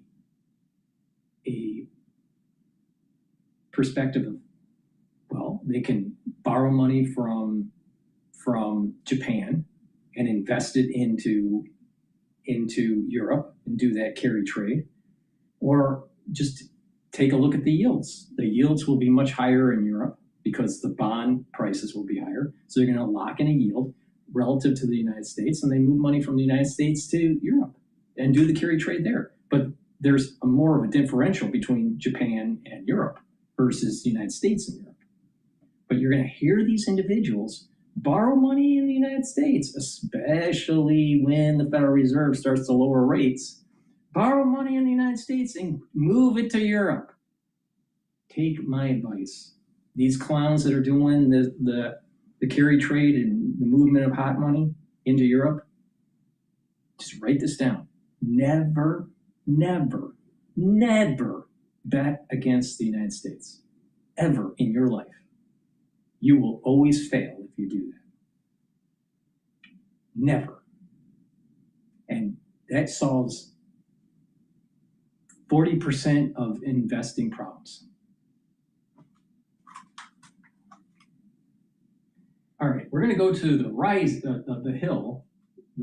There shows the rising, and Robbie is talking about J.D. Vance, and looks like J.D. Vance is rejecting Milton Friedman. I don't know. We'll listen and see his take on that. Please go to my store, the-studio-reykjavik.com. Get a good probiotic. You can get it in powdered form or the VeggieCap form. Either one, take it every day. And what this will do is improve your gut biome. You're going to be able to absorb your nutrients more efficiently. You're going to be able to boost up that immune system in your gut. You're going to be able to increase the mucosal layer, reduce food allergies. A lot of people don't realize a lot of food allergies is due to poor gut. Reduce leaky gut syndrome. Also, with a good gut biome, you're going to improve your skin and your sleep pattern. With better sleep, you're going to be able to detoxify your central nervous system, consolidate memory, and be well rested. So your brain function improves when you have a good gut biome. So take the probiotics, take them every day, and make sure that you are sleeping properly to get the added benefits. But with a good gut biome, you're going to get into a better sleep pattern. You'll notice that when you populate your gut properly, you're going to get into those 3 to 5 cycles of REM sleep. So please go to my store, the-studio-reykjavik.com. Get the VeggieCap version or the powdered version. And make sure that you drink filtered water and stay away from processed foods, because a lot of these processed foods, they do damage to the gut lining. And over time, the gut isn't as healthy. So please, go to my store and get the probiotics. Now, digestive enzyme complex helps to break up carbohydrates, proteins, and lipids to allow you to absorb more efficiently. And it reduces the load on your pancreas. This is really important if you're 40 years of age or older. Why? Your pancreas doesn't function as well, so you don't want to be a Steve Jobs. People that die from pancreatic cancer is really bad, all right? And there are a lot of people in the United States that have pancreatitis, a disease of the pancreas. So drink filtered water, stay away from processed foods, stay away from sugary foods, reduce alcohol consumption, and take the digestive enzyme complex. This is going to reduce the load on your pancreas. This is going to help to break up the carbohydrates, proteins, and lipids. Now, digestive enzyme complex also has bromelain in it. Bromelain helps to break up clots. It's an enzyme that's really important to break up clots. And the digestive enzyme complex has the proteolytic enzymes to help to break up glycoproteins, which is really important during the cold season. So it's a dual purpose supplement. Take it right before you eat to help break up your food. So please go to my store, take up my advice. Digestion is super important. Super important. Probiotics and the digestive enzyme complex. Make sure you use discount 5 and you get $5 off any order. It's the-studio-reykjavik.com. The link is in the description of this video.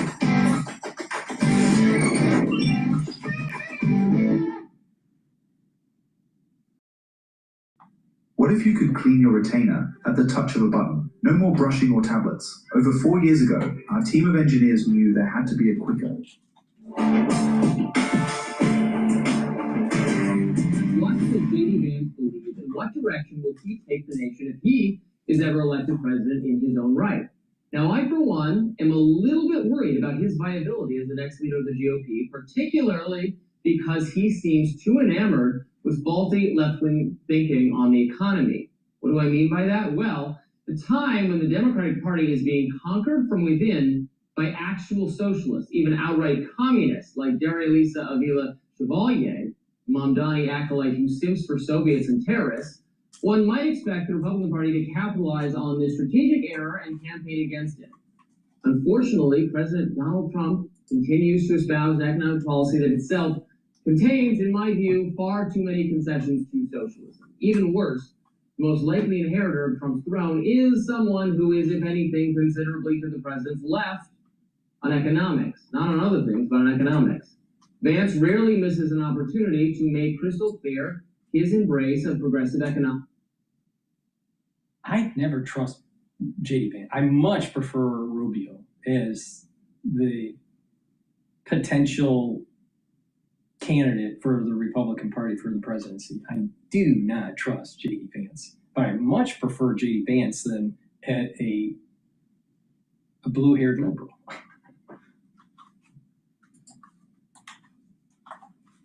Is more ideological and deeply held than Trump's.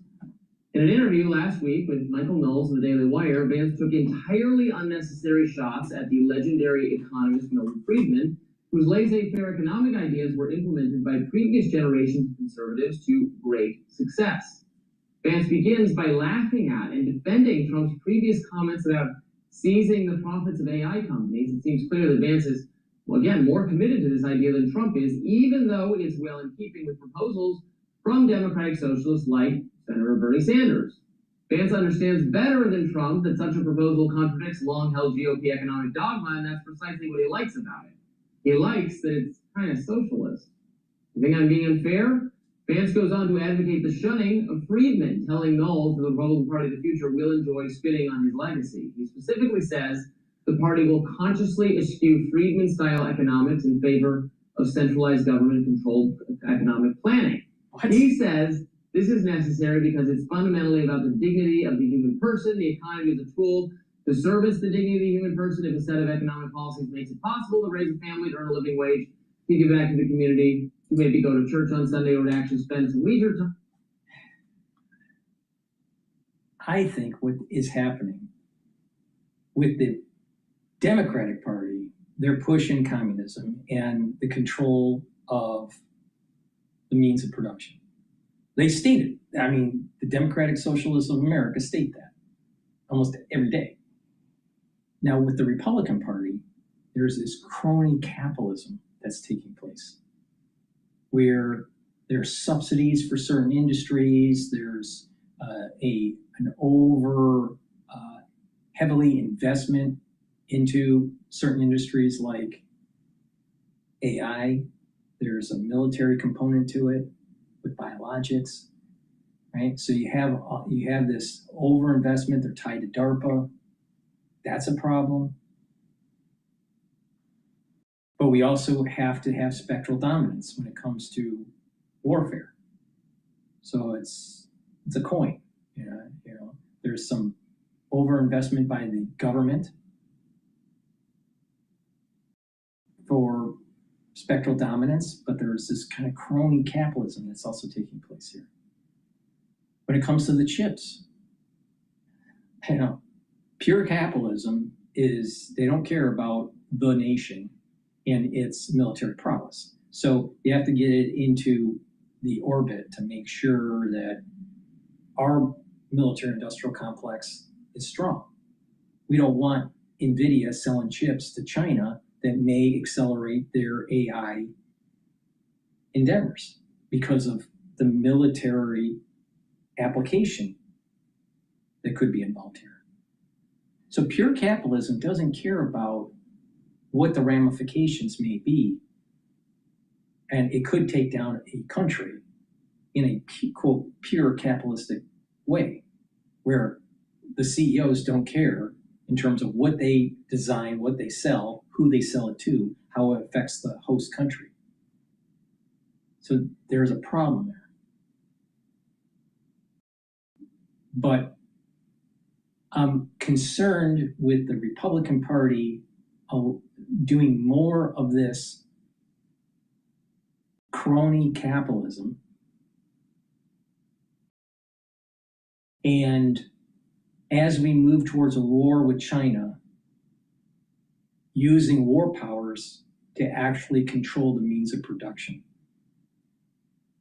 And what happens is that when the Republicans are doing that, the Democrats, when they get into power, will just piggyback on that momentum and further maintain control, get more control of the means of production. That's scary. That's very scary. So Robbie has a point here that the Republican Party is at this juncture promoting this crony capitalism under the disguise of it's for spectral dominance, it's for military, it's for the United States having the industrial power to maintain military prowess.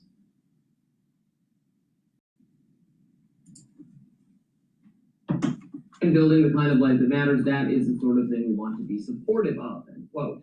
Let's watch the full clip.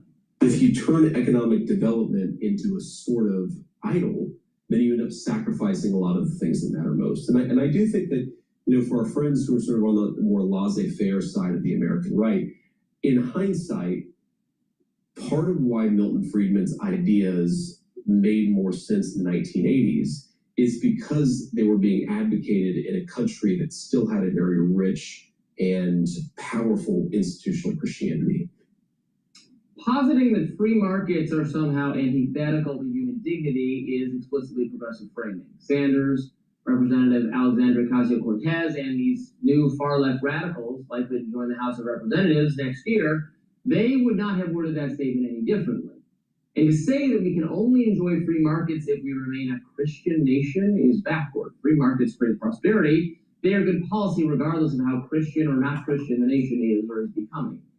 One can't help but wonder why Vance thinks this pivot to the left is a good idea for the party. Friedman was the lodestar of former President Ronald Reagan and British Prime Minister Margaret Thatcher, two political figures. They're trying to get the low-hanging fruit of some of the liberals that aren't ultra-liberals, some of the liberals to perhaps vote for the Republican Party, especially during the midterm election. That's the reason why that J.D. Vance is flip-flops. Don't trust him. I don't believe that J.D. Vance has a strong North Star. I could be wrong, but I just don't believe that he has a strong North Star. Now, should we have watered down socialism? No, we shouldn't have watered down socialism, because what happens is that once the Republican Party loses control of the legislature and the executive branch, what's going to happen is that they're going to piggyback on that watered down socialism and make it concentrated socialism. Now, the question is how do you improve the well-being of individuals, especially if they are supplanted because of AI? We are moving into an unknown territory when it comes to humanoid robots, artificial intelligence, the job market. Now, looking at this from a scholarly level, I believe that aggregate demand will diminish, and that there will be the short term where certain individuals will benefit because of this asymmetry of information and being able to manipulate the AI, on top of capitalists that have invested in this AI infrastructure. They'll make a lot of money.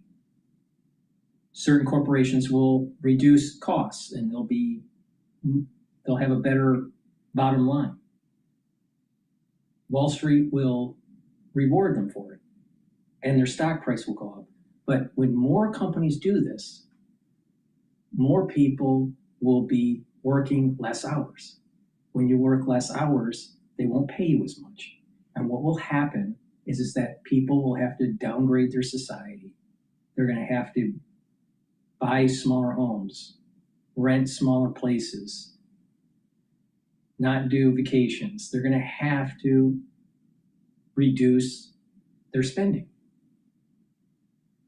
And a lot of the debt that they have is anchored.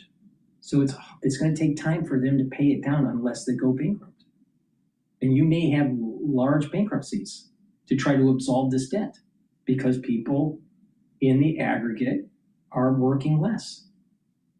The job prospects are less because more companies are reducing human labor. So aggregate demand for goods and services will go down. And eventually what will happen is that the sales for these companies will start to go down. Wall Street will start to signal a recession. It becomes more deflationary. If you have property, the value of property will go down. And the only ones that are really going to make money during this period of time that I'm mentioning, where there is the sell-off in the market, are the ones that are shorting. The traders. The traders, the transnational capitalists, are going to look at this and they're going to smell blood in the water and they're going to short everything. They're going to make a ton of money. But while most of society is having a lot of difficulty.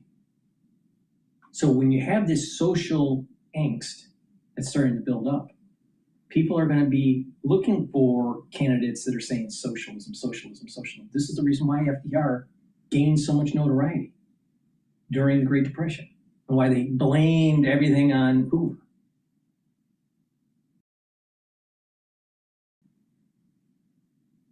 Socialism erodes the society.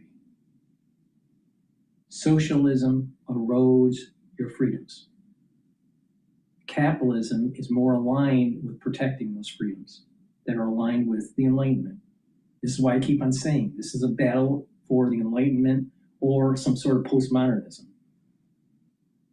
J.D. Vance is slightly leaning towards this postmodernism. It's just slightly leaning to it.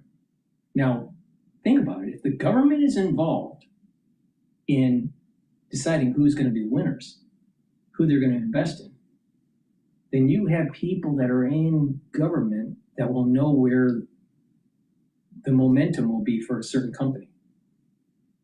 And they'll be able to position so they benefit financially. Now, J.D. Vance, even though I don't think he's a very good one, he was a venture capitalist. I don't think he knows about business so much, but he's in a position to take advantage of the situation. Now, Nancy Pelosi was egregious with her insider trading and knowledge, but it's happening also in the Republican Party. So J.D. Vance is part of this class of people that is tied to in venture capital, private equity, that wants crony capitalism. They benefit from crony capitalism.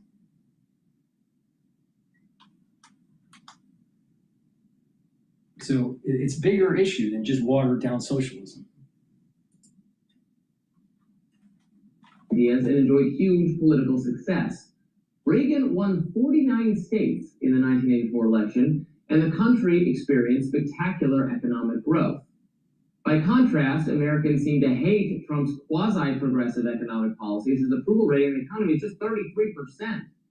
So it seems to me, for what it's worth, that pivoting away from Milton Friedman has not been such a good bargain for the right. The economy is underperforming and people don't like it. Vance thinks he's come up with something better than the economic philosophy that undergirded the right for a generation and catapulted the Republican Party to its greatest successes in a century. Maybe Milton Friedman and Ronald Reagan knew something that Vance should appreciate more. And look, He's up against Gavin Newsom or someone even more explicitly socialist or communist, like AOC or Ro Khanna. Why try to sell the American people on a watered-down version of the same leftist agenda they are running on? To defeat the enemies of liberty and prosperity, it will take a full-throated defense of the principles that made America and the Republican Party strong. I hope that Vance is up to that task. So I got a little tired of Much of what you're doing as you journey through life is to continually expand your personality. Is there one person that just totally overrated when it comes to podcasts is Peterson, Jordan Peterson. I am so sick of that guy. Please go to my store, the-studio-reykjavik.com. Get the Good Night Formula. This helps to get into the 3 to 5 cycles of REM sleep and deep sleep so you consolidate your memory, detoxify your central nervous system, and to be well rested. With good sleep, you're going to slow down the aging process and maintain good brain function. Super important. You want to reduce your chances of dementia, sleep better.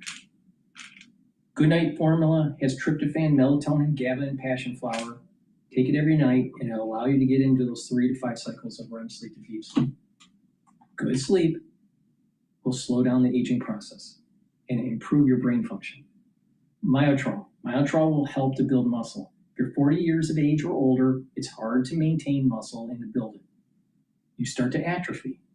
Myotrol will help with the gene expression to build muscle. Do some resistance training, take the Myotrol. It has polyphenols, flavonoids, and lignans to help with the gene expression to build muscle.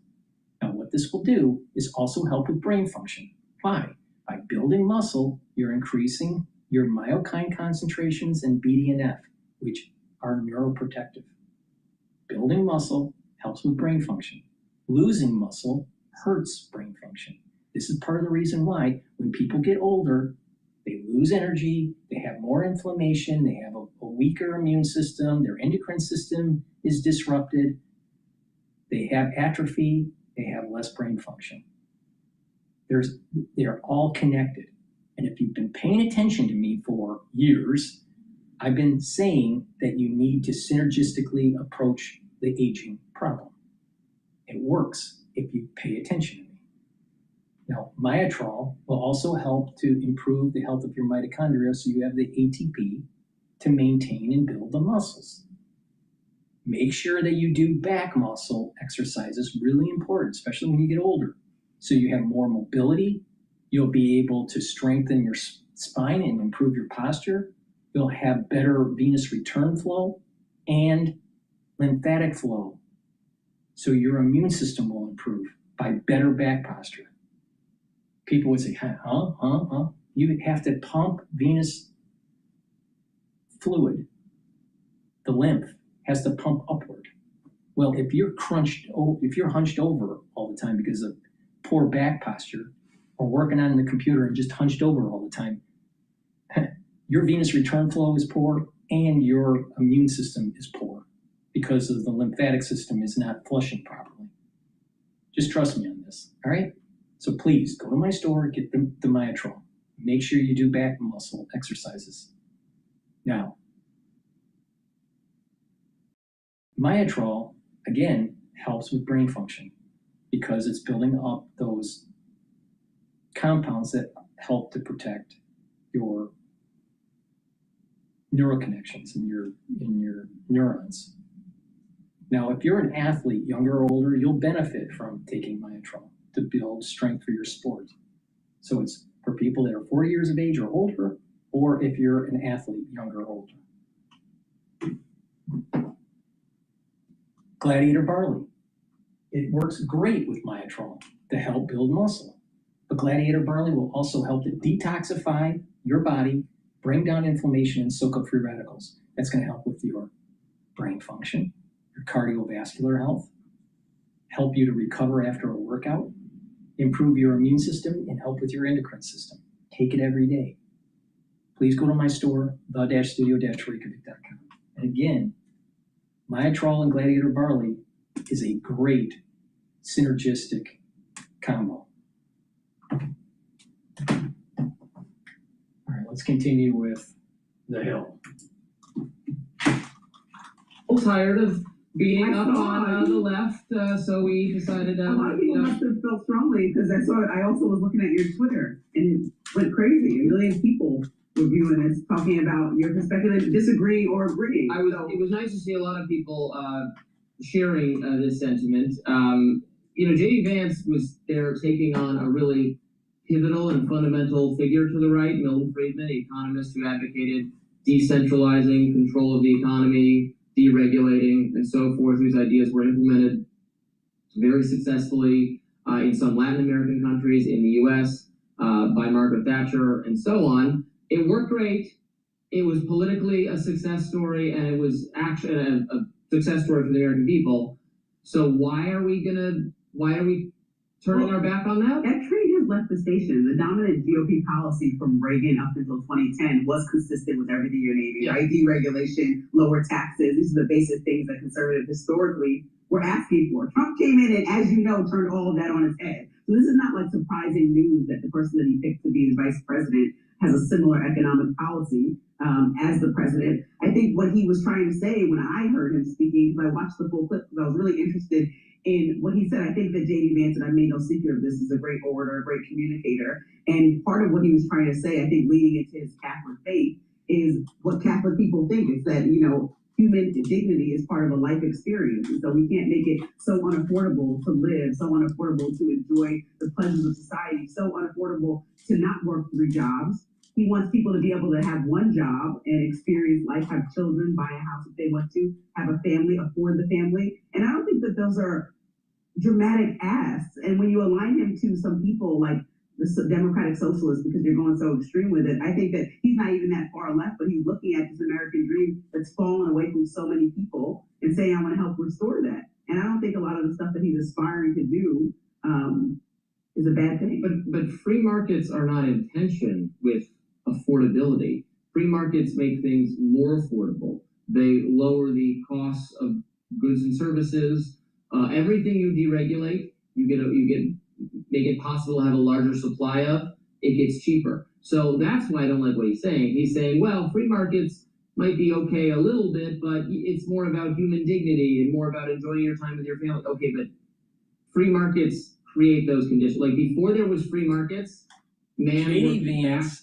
Vance is starting to create in the discussion realm of our politics this idea of increase the crony capitalism with the artificial intelligence companies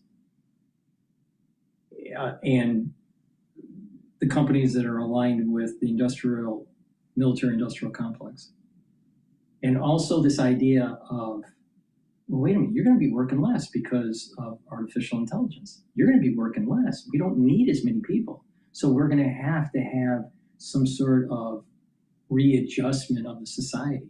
We're going to have some sort of help by the government. Now, the Democratic Socialists are way on the other side of the spectrum where they want to control the means of production, take away property rights, rewrite the Constitution, have a one-party system. So they're way off on, way out there. But J.D. Vance is just starting the conversation for universal income. That's what this is all about. I don't trust J.D. Vance. I don't trust lawyers. Never have, never will.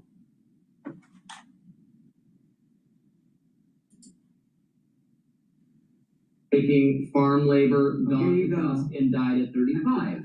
So the invention of market economies has allowed for the world population to be fed without everyone having to do field work. And that's created leisure time.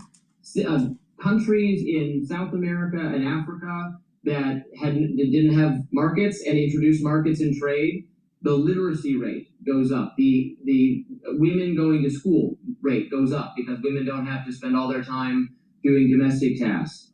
The invention of the washing machine allows women to become educated in places they didn't even know how to read before because less of your time needs to be spent doing labor. So that's the gift of the thing he's saying is I bad. think that there's other nations you can look to. We're not looking to communist nations or socialist nations when you talk about mixing capitalism with industrial policy. And so if you look at places like Japan, I think that's what J.D. Vance more wants to replicate. Somebody who took an industry like we have AI and has the ability to invest in it as a country. The government supported Japan in moving forward to build things like Toyota and Sony. And it became so much support from the government that they were able to be one of the leading industries, leading countries for car manufacturing and other things. And so we're on the forefront of investing in AI and supporting it in a way where we own a lot of it or own some of it, like the president and Bernie Sanders have suggested, that perhaps our country will be enriched as we win this race that you so desperately want to win against China and other nations. I don't like the idea of the government taking ownership in any of this.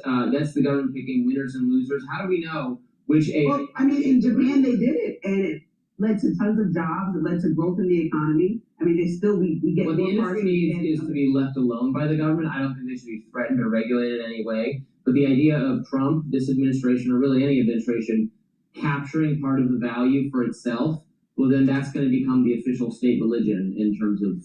Well, for the good of the American people, not just for itself, hopefully. Okay, but the government usually acts in its own self-preservation, not the good of the American people. What's good in the American people is for the government to leave it alone. Right. Well, Vance doesn't think this is working, right? Well, that's my advice to him. So much for. J.D. Vance was a never Trumper until he became a Trumper. He's a capitalist until he becomes a socialist. I don't trust J.D. Vance. He even wears his beard, one to hide his double chin, but to look older because he's so young and inexperienced. Please go to my store, the-studio-reykjavik.com, get the vitamin D3. This is a dual purpose supplement that's very important to take every day. It helps with your cardiovascular health, helps with your immune system, helps with bone density, helps to get rid of cells that need to go into apoptosis if they're infected. It helps with gene expression because it's a gene expression cofactor. So please go to my store and make sure you take the vitamin D3 every day, but especially during the cold season. Heirloom barley. Heirloom barley will detoxify your body, bring down inflammation, and soak up free radicals. What does that do? I say this 1,000 times. It's going to help with your immune system and your endocrine system, help with your cardiovascular system, and help with your brain function. And you'll notice that you recover quicker after a workout because you're bringing down the inflammation. And another great supplement that you should be taking every day is the collagen. Collagen will help with the dermal layer of your skin. Collagen will help with your hair and your nails.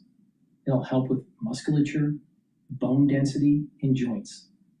Take it every day. And I highly recommend to take the vitamin C and magnesium, drink filtered water, take the collagen. It will cross-link to improve that dermal layer so your skin is healthier. Please go to my store and get the collagen. And if you have arthritis or a sports injury with your joint, take the collagen and take some other supplements that I'll be talking about shortly here to be able to remodel the joint. The collagen, the collagen are very important to be able to rebuild that joint. So please go to my store, the-studio-reykjavik.com.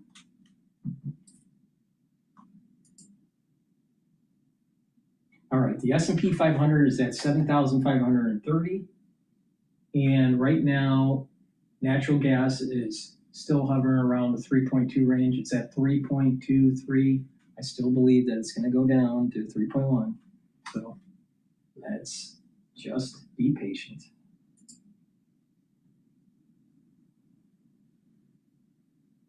All right, let's see what's happening here.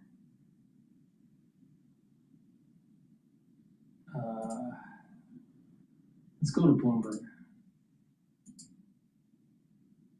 Asking under, well, that's the problem. We're looking so far out in the future, we don't really know what demand is.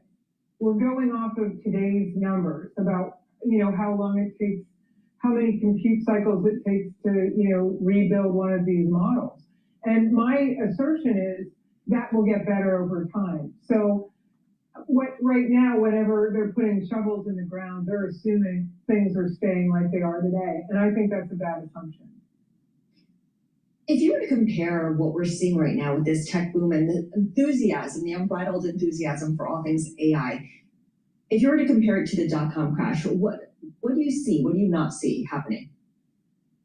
So I think there will be disappointment. There always is. And actually, NVIDIA is kind of the poster child of disappointment. And that's the irony alert, right? That was the thing that started this whole craze, kind of where people were seeing, the demand for that company's products.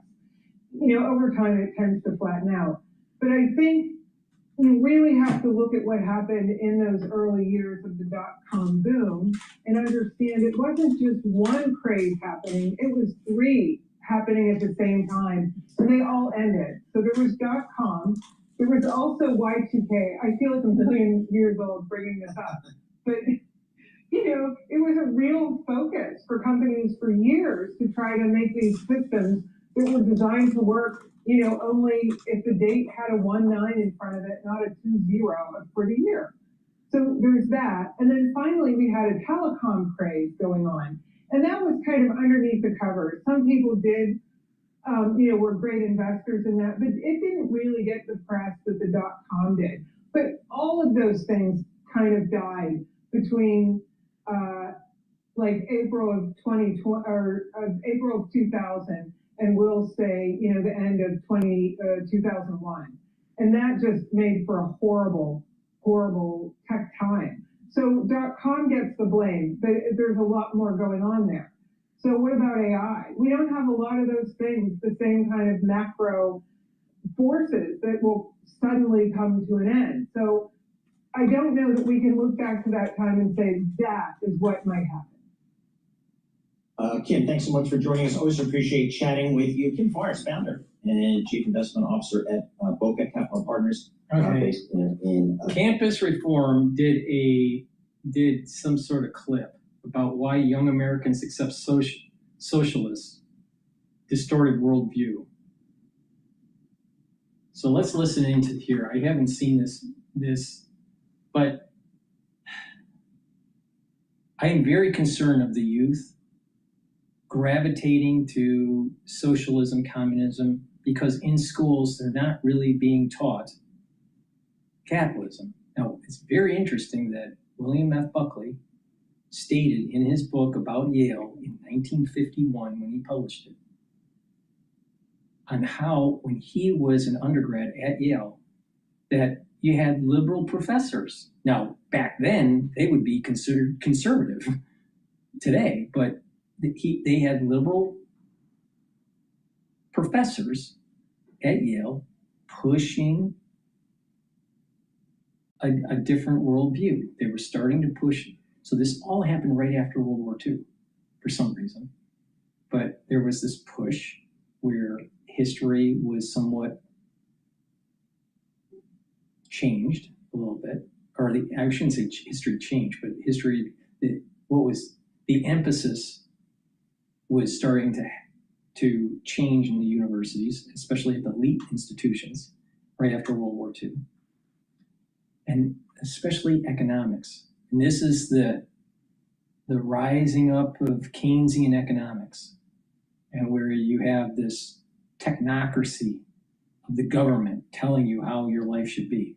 And you have experts that are going on top of the Cold War, the ramp up of the arms race with nuclear weapons, and you needed a technocracy to be able to maintain that infrastructure, maintain that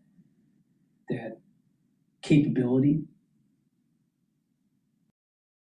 So what happened was the university started to shift towards the socialism.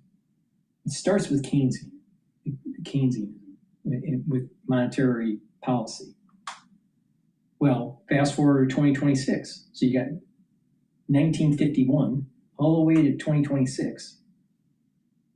And you have a generation that really doesn't have a strong understanding of capitalism.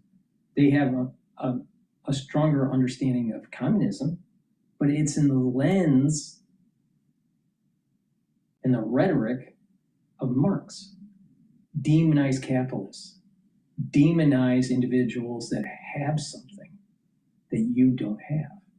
Don't work for it, just take it. And fast forward to this almost Mao-like takeover of the Democratic Party, where they want, it's almost like they have their own red book. You know, they're just following the Mao march to communism for China, but just an American version of it. So let's play the clip. It's the first time I heard of it. So let's see. I'll give you my opinion. All right, I want to bring in my Gen Z roundtable. And we're more of an arc today, so everybody gets a view of what's behind us and in front. CJ Pearson is a podcast host and chairman of the Next 250 PAC. Chloe Capinato is an opinion writer for the Daily Wire. Gregory Lykoff is a campus reform correspondent. And Daniel DiMartino is a Manhattan Institute fellow. All right, so I am among the stars. Lightning round right now, starting with you, Daniel. What is your idea of the American dream? I think it is being able to come from nothing and being able to achieve what you really want in life. And for me, that was coming from Venezuela and living the life that I wanted to be in the United States. Yeah, I agree. I think it's very similar that your own individual responsibility and effort will be the main contributor to your future success and the success of your children. Wow. Okay. Chloe. I think the American dream is knowing that no matter where you start, you can end up somewhere extraordinary. Every single person in this country has the ability to change the world just by being here. We're incredibly blessed, all one for it. TJ. I think the American dream is waking up every single day and knowing that you hit the lottery and that you are so blessed to know that you were born right here in the greatest country in the world. People are beating down the door to enter this country, and it's for good reason, Harris. Look, I want to get real on a couple of things, and we have seen this play out, artificial intelligence and, young people your age faced with, well, is that going to take away part of my American dream? In reverse order, I'll start with you. Well, I'm a lot more worried about China than I am about AI. And if they're allowed to win the AI arms race, what that actually means for the global world order. I think there's a way to promote and cultivate innovation, just like we did for the past 250 years, going into the next, but also to protecting the American worker. These are all things that we can have conversations all at once, not in silos. Yeah, Harris, I think I'm more so worried about importing and electing leaders that have this sheer disdain for America. I think AI is a very useful tool that we can use to understand more about American history, understand where we came from, use it to build amazing American things and change the world. If you guys are the future, I think we're going to be good. All right, Gregory. Yeah, I think in general that AI is innovation, and what makes our country great is that we have innovation and we continuously innovate more and more. Every single situation, whether it's the Industrial Revolution, we have the same conversation. Will this take away jobs? And some people thought yes, some people thought no, but it resulted in what America is today, which is the greatest country with the most innovation and the most technologically advanced country in the world. All right, I want to do something a little differently with you, Daniel, because you mentioned your family's history in Venezuela. We are taking a socialist tilt right now. What are your thoughts? I am extremely worried because one of the reasons I picked America to get here was that I thought that this country was the least likely to go down the path of Venezuela. And I am really scared to see that there are leaders, it's not even that their policies are similar, but that they even admire Venezuela, admire Cuba, admire the Soviet Union. We have elected members of Congress and people who are likely to be elected who would do to us what the people who destroyed Venezuela did to me. Wow. All right, I want to get to this. A recent poll shows a huge party division when it comes to patriotism. Less than half of Democrats now say that they are proud Americans compared to 93% of Republicans. Well, you know what? Have you seen their policies? Maybe that's why they're so miserable. Two other polls show young Americans are less patriotic than past generations. Far fewer say they are proud to be an American. This is a sad statistic, but it's something to deal with. So reverse order now. Daniel, how do we deal with it? I think that the main reason this is happening is our education system. I didn't go through the American high school education system, so for me, coming from the outside, what I saw in America it's really simple. The Democrats are promoting hate. Remember what I said, the Democrats aren't part of the Enlightenment, especially the ultra-liberal ones. They're not for God, country, and family. So if you're not for country, of course you're going to hate to be American, because they're tied into this whole oppressor and oppressed BS that that's getting promoted in these schools. Now, I think that what Fox should have done was had a panel of right of center Gen Z and left of center Gen Z and ask questions and see how they answered it. I think that would have been a better dynamic. But from what I have seen on campuses for my many years, I think what is happening is that there's more of an institutionalization of ultra-liberal policies within academia that is molding the minds of these individuals to be communists. That's dropped for the liberty of Americans, but also my liberty in Venezuela. Look at what America is doing right now in Venezuela. Look at what they're doing in other countries. And I hope that more young Americans are taught the real history, the good and the bad, and show that the good is really much greater. Yeah, it's interesting what you say. I mean, look at what President Trump has done in Venezuela. And people, even from our shores, saying this is good for the people of Venezuela. What are your thoughts on it? Yeah, look, there's a reason why the only American flag you'll see at these leftist protests is the one being burned. And that just goes to show what these people are being taught. The younger generation has been fed by our college education system to believe in this binary of oppressor versus oppressed ideology. That is so true. When you think the Western world is oppressive, then you're going to hate America. Look, Campus Reform just covered a story on this where UPenn, one of the world's renowned institutions, has 15 courses that celebrate America's 250th anniversary. 5 of them talked about slavery and immigration. Not one of them even mentioned the Declaration of Independence. That's crazy. That is almost unbelievable.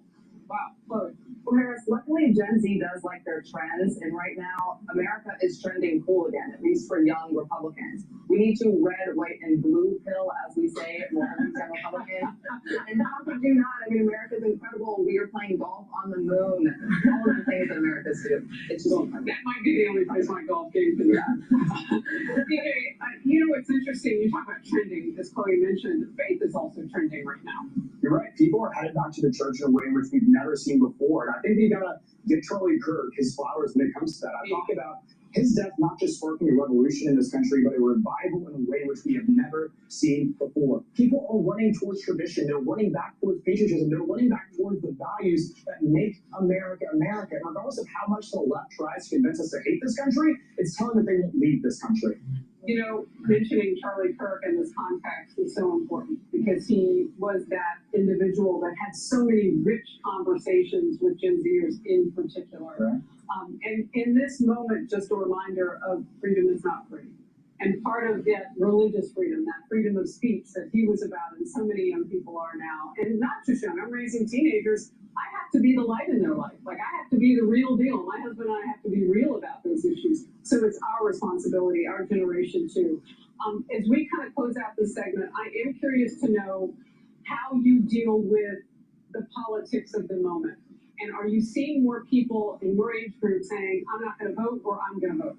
You know, I think we got to reach people where they are. I mean, as Republicans, as conservatives, we got to go to the places where typically we would not have been seen before. You can't just preach to the choir. We got to do the hard work to grow the congregation. I refuse to believe the lies of the left of this country is something I should be ashamed of. I'm proud of it. The fact that I am sitting here as a product of a teen mom who was raised by his grandparents can sit here and reflect about how great this country is on Fox News, the testament to the American dream, and how it's enduring. I think young people are really curious as to why things seem to be a little disheveled right now, and they want to learn more. So if we can reach them and teach them the history of America, why it is so incredible, and how we can prevent socialist policies and policies that would destroy our great nation from ensuing, I think that's the way to reach these young people and spread the message. All right, almost out of time, but I want to hear from you, Gregory. Yeah, and the way you reform this is by changing our education system, by reforming it, by not allowing the left to control the institutions that allow our young people in this country to actually learn. That's where reform really needs to be. I think it's about stories. I think that people are captivated by stories, and they were captivated by the stories of the left, and now we have to captivate them with the real story of America, which is a story of exceptionalism. You know what? You're right. We call it testimony because America's been tested a lot. And we all have a testimony. And we all have testimony here, and we know how great our country is. We're coming right back. Stay. Please go to my store, the-studio-reykjavik.com. Get the zeolite. This will help to detoxify your body. Take 3 small drops underneath your tongue. Drink the filtered water. It will bind to heavy metals, toxins, and chemicals, and allow you to urinate them out within 6 to 8 hours. This is a great way to get healthy. And by detoxifying your body regularly, you're helping your immune system, your endocrine system, and your other organ systems, like your spleen, your kidneys, your liver, your brain, even your cardiovascular system. Now, this is the type of zeolite that you can take every day. Some zeolite you can't. This you can. It's very high quality, and it's important to detox. Now, this is one way to detox your body. Another way is to take the barley that I have, either the gladiator barley or the heirloom barley. Boomer Boost. This is your multivitamin. But you also get minerals, and you get other supplements within this that will help to slow down the aging process. This is a month's supply, has 68 nutrients. It's very comprehensive. Take it every day. Mix it with soft foods, filtered water, a smoothie. I make sometimes iced coffee with it, or put it in hummus, but take it every day. This is your multivitamin, right?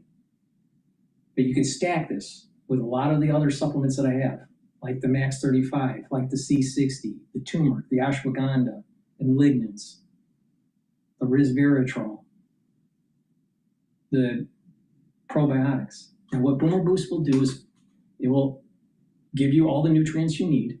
It'll help to slow down the aging process. It's going to help you to recover after a workout. It'll help you to control your blood sugar levels. It'll help with brain function, allow you to get rid of that brain fog. It'll help with sleep patterns. It will help with cardiovascular health, help with musculature, rev up your metabolism, and give you a steady burn of energy. The first time taking this, within 72 hours, you're going to start feeling the effects of it. You're going to have a steady burn of energy, and you're going to have more vitality. You're going to be more energetic. And when you're more energetic, you just live a better life. Now, like I said, you can stack this with the supplements that I just mentioned, and you can also stack it with the gladiator barley or the heirloom barley.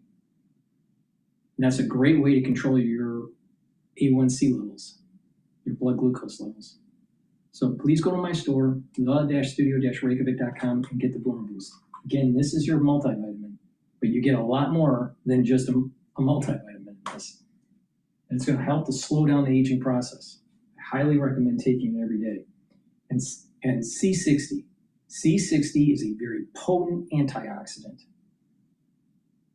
And by doing this every day, a teaspoon a day, you're going to be able to soak up those free radicals, help the health of your mitochondria, and you'll have more energy. Your cells will perform better because it has less stress. The inflammation will go down. The free radical load will go down. This will also help to improve your neurons and reduce that inflammation at the neuron level and improve the positive neuroplasticity, so you're going to be thinking better. You're going to have better memory. And C60 helps the endocrine system and the immune system to properly function. And at the vascular level, by soaking up the free radicals, you're reducing the concentration of oxidized LDL. So you're reducing plaque formation. So you're going to get better blood flow. You're going to have a healthier cardiovascular system. You're going to recover quicker after a workout. You can get it in a 2 ounce, a 4 ounce, or an 8 ounce configuration. It is cheaper per ounce if you get the higher ounce configuration. You can get it in MCT coconut oil, extra virgin olive oil, and avocado oil. C60 has to be suspended in an oil for proper absorption. Please go to my store and get the C60. It is a very potent antioxidant. It's 1,000 times stronger than vitamin C. Take it every day. and you will notice that you're slowing down the aging process. Now, the C60 can be stacked with the Boomer Boost, but another great way to stack C60 is with resveratrol, and that will help the basal layer to help to improve your skin, because you have new skin cells that are generated, and they come from the basal layer. If the basal layer is healthy, your skin cells are healthy. If the basal layer is diseased or not functioning properly, your skin won't be as good. So it's important to stack it with resveratrol. Please go to my store, the-studio-reykjavik.com.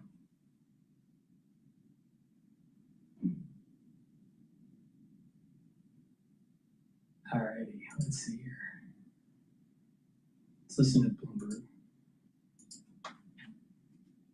To make sure that at least he isn't showing his cards, he's not participating in the dot plots, he's not really giving us a lot of he stands on these things. And I believe that the Fed minutes will be a different tone than under the previous chairman. So I just think that the market is now going to be forced to make decisions based on actual data that comes out, which is kind of what the Fed wants, right? Like the Fed would rather have the market participant and reaction as a data point as opposed to them following what the Fed's doing and therefore not being an effective data point for the Fed to kind of decide what's going on in the economy. So I actually think these minutes are going to have a very different tone than they have previously. Shana, in your world of alternative investments, where do you see some value these days, or the best value? Yeah, so in alternatives, I always talk about the diversifying alternatives, and I continue to say that because I think volatility is going to rise under this new regime at the Fed. And that means that you're going to want to look for ways to allocate portfolio positions to things that are going to help mitigate volatility. And those things are what I call diversifying alternatives. And for the layman out there, what that means is hedge funds, market neutral, long short equity, hedged equity, managed futures, the things that typically you don't want to own if you think the market's going to go straight up and be relatively not volatile. But if you think volatility is going to rise and we're going to have a little more uncertainty in the market, you're going to want to position yourself with things that can dampen volatility. And those are the types of things where I think people should be looking and have been largely ignored over the last, say, 10 plus years because they haven't performed well. It's really hard to perform if you're hedged and the market's going straight up. So these are things that I think people should be paying attention to, and they're available in ETFs and interval funds. You know, I talk about them all the time. There's CBLS, there's BTAL, there's managed future funds like CTA. These are all ETFs that you can put in your portfolio. Just a small position can make a big difference if you think that volatility is going to rise and you're afraid that risk assets might reflect that uncertainty and potentially have a sell-off. And these are the things that will protect you. But if you position it correctly, you can really help your portfolio without hindering any absolute returns you could get if you're wrong. Gotcha. All right, Shana, thank you so much. Shana Sissel is founder and CEO of Brighteon Capital Management, joining us from Chicago. All those ideas sound great. It's just that when the market's going up, Paul, they don't get the returns that people want, and so people regret it immediately. And by the time they need it, it's too late because all you gotta do is listen to my show. I'll tell you when to short and when to long. Please go to my store, the-studio-reykjavik.com, get the cleanse, which is 30 parts per million, or the max 35, which is 35 parts per million. What this will do is boost up your innate immune system, neutralize your oral cavity, help to neutralize and help to improve your oral pharynx, maintain a mucosal barrier, and help the health of your epithelial cells. When you're doing this, you'll have better oral hygiene, and when you have better oral hygiene, you're helping your cardiovascular system and your valvular system. A lot of people don't know that. But take a teaspoon a day every day. Swish in your mouth, gargle about 20 seconds, and swallow it. Do that every day. And you're boosting up your immune system. I've been doing this for over 6 years, every day. Teaspoon a day, every day. If you're not feeling well or someone around you is not feeling well because of the cold season, you should take a tablespoon, swish in your mouth, gargle, and then swallow. Do that every day, and that's going to help to boost up that immune system. And when you have a better immune system, adaptive and innate, then you get sick less. And when you get sick less, you're actually slowing down the aging process. People that get sick all the time need to spend time to remodel the damage. There's something called reversible necrosis, and it takes time to remodel the damage that took place. Well, if you're not sick as often, your body doesn't have to remodel as often. When you see people that get chronically sick every year, they age faster. You want to stop that. So please take my advice. Make sure you get the Max 35 for the cleanse and use it every day.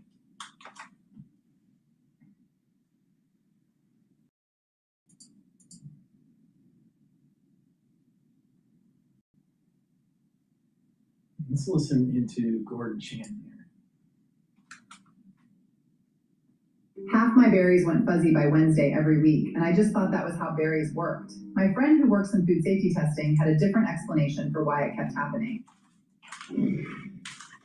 China's global ambitions now in focus following America's 250th anniversary as Beijing looks to replace the United States as the world's leading economic and military superpower. Wall Street Journal arguing that Xi Jinping is now drawing tactics from notorious authoritarian leaders like Stalin or Mao to expand his power and remain leader indefinitely. I spoke with former Deputy National Security Advisor Victoria Coates on Sunday. She explained how Chinese propaganda promotes communism, and it is reaching our shorelines. Watch. China is so much more active in the information space than we are. And think about where that generation is getting their information. Overwhelmingly, it's TikTok. China controls those algorithms. And so they're controlling what those younger viewers or consumers rather are learning about China. And they're not obviously learning about their genocide against the Uyghurs. They're not learning about the fentanyl coming into the United States, killing a lot of our young people. They're learning that China, is this great technological wonder, that they're going to lead on AI, that we shouldn't want to get into a war with China. Well, that's the last thing I want too. But at the same time, we have to be clear-eyed about these risks. This is communist China we're talking about. They're putting the best possible face on totalitarian communism. I didn't think there was one, but they're apparently fairly effective at it. And that's what we have to combat. Joining me now, Gaystone Institute Senior Fellow Gordon Chang. Gordon, your reaction to how really the CCP has infiltrated the social media landscape of our nation? Good morning, Cheryl. And clearly, China uses the TikTok algorithm to promote its narratives. Right after Russia's invasion of Ukraine, we saw all of these pro-Russian narratives. There have been pro-Hamas narratives. 96.5% of the videos on Hamas on TikTok support that terrorist group. And that really indicates why we have all of these protesters on our college campuses promoting barbarism, torture, murder of Hamas. So it's very clear. They have used every channel to poison the minds of Americans. And clearly, this is something we know about. We have the means to stop it. But as a society, we have chosen not to do so. So yes, the Chinese are villains, but we've got to start defending our own society. This is on us. Yeah, and certainly TikTok, again, with that divestiture, that was the entire reason, but is it effective? And you're the second person to say to me, no, it's not. They're using the algorithm on TikTok to get this messaging across. Now, China ramping up pressure on Taiwan. Its Coast Guard is now expanding patrols east of the island. Beijing and Moscow are set to hold joint military drills this week. Xi Jinping reportedly just promoted 2 new military generals over the weekend as part of a reorg at the top. Gordon, I want to get your take on these latest moves from Xi Jinping. Yeah. On June 6th, China launched a civilian law enforcement patrol in the waters east of Taiwan in the Pacific. And at the same time, China announced that it had sovereignty over the Pacific. And this is stunning. Basically, this is international water, of course, and yet China believes that it has annexed the part of the Pacific Ocean. The United States has got to make a decision. I mean, where do we stop the Chinese? Do we stop them in Taiwan, or do we wait until they get off the shores of Hawaii and California? Xi Jinping has this notion that he is the world's only sovereign ruler, and we think that's ludicrous. Of course it's ludicrous, but the point is not whether it's brazen or not, it's what he's actually saying and what he's doing. He's annexed the South China Sea for all intents and purposes.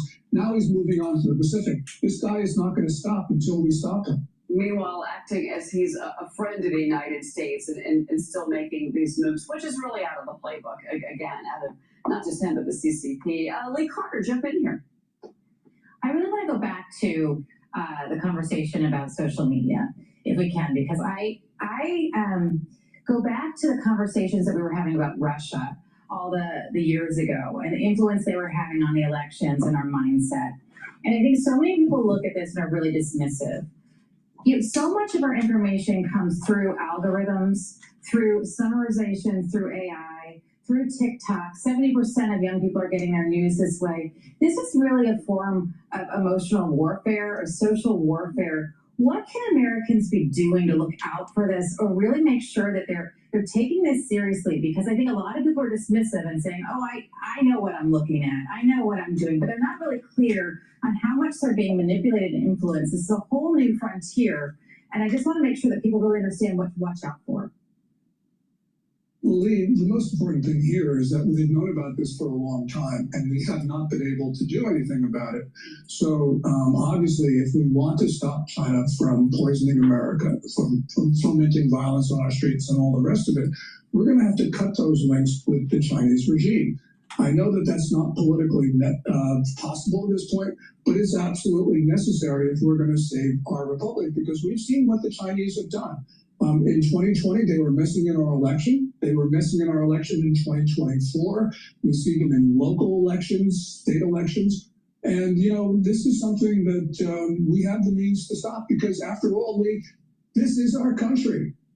You know, Gordon, certainly it is such an important conversation as we move into the midterms, and the fact that you know, the younger generation is absorbing this and believing it. To your point earlier about the Hamas videos and the support that we're seeing on college campuses, it really is. Final word, it's just really disconcerting and almost heartbreaking that this younger generation doesn't understand the truth about what's happening overseas. Yes, I mean, we have an educational system that has sort of forgotten how great America is, because America has been and still is the greatest force for good in the world. And people right now don't understand the dangers of socialism and of communism, because we felt at the end of the Cold War it was the end of history. Well, no, it's not, because bad actors are now trying to promote dangerous ideologies to the American people. And as we see, they're extremely successful with Gen Z. Gordon Chang, it's always a pleasure having you in the program. Thank you so much for being here today. We appreciate it. Please go to my store, the-studio-reykjavik.com, and get the toothpaste. This toothpaste has structural nanosilver. It's going to be able to neutralize, whiten your teeth, freshen your breath, help with your gum line, reduce inflammation at your gum line, and with good oral hygiene, you're helping your cardiovascular health and your valvular health. Very important. Many people don't realize this, that poor oral hygiene can lead to problems with your cardiovascular system. This has no fluoride. Get a few tubes of this toothpaste for your household. Use it every day, especially during the winter season. Why? Because it's structural nanosilver and it helps to neutralize. If you have pains like muscle aches, arthritis, tension headaches, bruising, if you're an athlete and you need some pain relief, Super Strong Relief is a great way to relieve that pain temporarily. It works within about 90 seconds.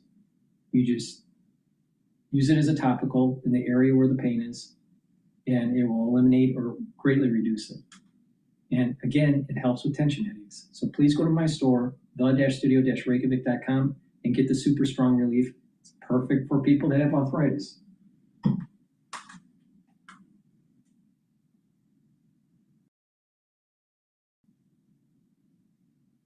All right, let's listen into robotic suppliers could crush competition in next AI wave.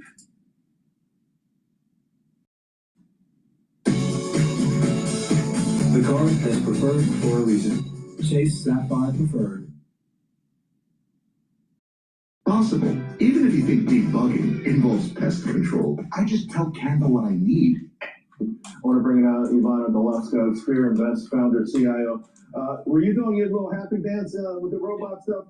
This is a robotic supply chain site I found. This is phenomenal. I love it. I didn't realize 162 companies, 104 public, 58 private, 8 layers, 51 subcategories.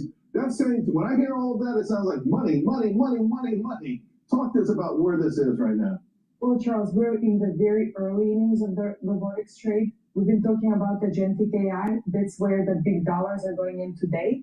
But the next trade will be robots. The question is going to be, when will they come? And from market perspective, I think it's going to look like very similar to the automotive market. So you're going to make a lot of money on the supplier side. I think that's going to be the money maker, and that's what people should be focused on. I think the robotics companies themselves, it's going to be a pretty fragmented market initially, and then we'll likely consolidate to 1 or 2 winners. But the suppliers will benefit no matter what. So that's what we are looking for. And that's again, to your point, there used to be 100 automobile companies, and eventually there were 3, but throughout that whole period, the suppliers made a whole lot of money. I think I read somewhere going from 3 billion to 200 billion over the next, like, maybe 6-7 years. This is all part also, of course, of what they call physical AI. So we talk so much about the Gen AI, reasoning, agentic, and now physical AI. Just the impact beyond, this is going to impact a lot of the names that we already talk about, right? Absolutely. So the hardware suppliers are going to be basically the same. The mix will shift from one to the other. So, for example, the Gen AI era was the model training era. This is where you needed a lot of GPUs. That was the biggest bucket of spend. In the agentic AI era, we're spending a lot on CPUs, memory, and networking. And then physical AI will go kind of back to the big GPUs spending, because what's happening is with robots is that they need to be trained. So you're going to need a lot more training than what we needed just from getting like search results. No wonder Jensen's pounding the table. That's right. Hey, let's talk about a huge news item today. Meta this morning say, hey, we've got some spare capacity, I guess, compute. We're going to get in that. We're going to use cloud to do it. Already, folks have maybe anticipated this. Wells Fargo put out a beautiful chart talking about the opportunity here. How big is it? Well, it's a pretty big opportunity for Meta because they do have this underutilized compute, and people weren't quite appreciating that part of the story, which is why the stock is up. I think if they really want to make a game-changing move here, they need to figure out how to use this compute, right? So that's basically the pushback, that they haven't really kept up with innovation with the Anthropics and the OpenAIs of the world. So the question is, why do you have this excess compute? So I think it's still a positive, but not as big as it could be. Well, I mean, listen, it seems like they are grasping for straws, and maybe these are some of the things that helps out that will help investors, because I know a lot of people, myself included, stuck in the stock. I want to talk about a couple names that you like. You kind of alluded, I think, maybe to the semi-cap names and the Lam Research and KLA Tencor. You still like these names? That's right. So this is one of our favorite areas to get exposure to the memory trade and the CPU trade, because these are companies that provide the equipment that will help add capacity both for memory and CPUs. And we think that while memory and CPUs are already in the second or third year in the cycle, this cycle just inflected last year. So you're a little earlier in this trade compared to stocks. I'm telling you, almost every week, a couple of sessions a week, they're in the top 10% gainers, and they're just sort of going right under the radar. I want to, before I let you go, switch to software, which is acting better today. It's interesting because the cybersecurity to software, they just crushed it. It's been that niche of software that's done extraordinarily well. They've shaken off AI jitters, and you'd say there's a name here that you like a lot, NET. So yes, we really like Cloudflare, but Charles, to back up here, cybersecurity is significantly better positioned than the rest of the software space because they play in a niche that will never get displaced. So you're not going to do your own cybersecurity. Bro, when you hear about Metros and all these kind of things, because initially those stocks did go down on that kind of news. Exactly, and that was really the entry point, right? Because they very quickly partnered with the likes of Cloudflare to solve the cybersecurity challenges. So basically, Cloudflare today, most of the traffic on the web just surpassed to where robots are bigger than humans. And this is really their sweet spots. They basically provide the DDoS protection, but also a lot of other cybersecurity tools on top of that. So this is one of our favorite places. But cybersecurity as a sector, I think, has been overlooked this year, and it's time to look for more opportunities This there. was absolutely phenomenal, and according to the charts there. Ivana, thank you so much. I think she's right about the cybersecurity, especially when we start hearing that the Chinese are getting capabilities in AI to get into other systems of their enemy, right? Another issue is you have AI models populating around the world now, and you have nefarious actors. So cybersecurity stocks are probably going to do pretty well. Right now, I'm a macro trader. I'm not a micro trader, but that industry probably will do relatively well in the near term. I think it's fascinating, this transition from training the frontier models to go into AI systems that have feedback loops and that are learning from each other, agentic AI, and then the transition into humanoid robots, and how it's going to affect the chip market, where the first bucket was heavily reliant on GPUs. The second bucket is becoming more reliant on CPU and maybe even TPU, I'm not sure, and then memory, and then the humanoid robot going back to GPU. So it's interesting in how that wave of AI infrastructure and learning changes the composition of what chips will be bought. Please go to my store, the-studio-reykjavik.com. Get the structural nanosilver gel. This gel, you can get it in the tube form or in the quick dispenser form. And it's dual purpose. You can put it on your hands, around your mouth, around your eyes, around your ears, lightly coat your nostrils. It'll stay active for 5.5 hours. Great for allergies, the cold season, but you can use it as a daily skincare to improve your skin. And if you have a cut, an abrasion, or a minor burn, it'll help to heal it quicker, about a third of the time quicker. So please go to my store and get the structural nanosilver gel. It has the structural nanosilver, so it neutralizes. Really important. You never know when you need it. Now, before we go, I want to play this video that was posted 2 hours ago. This is by Mike Wilson, See Semiconductor Stocks Correcting. Behind every great golf shot is smarter manufacturing. AT&T Business helps connect the factory floor and the supply chain, offering precision in every swing.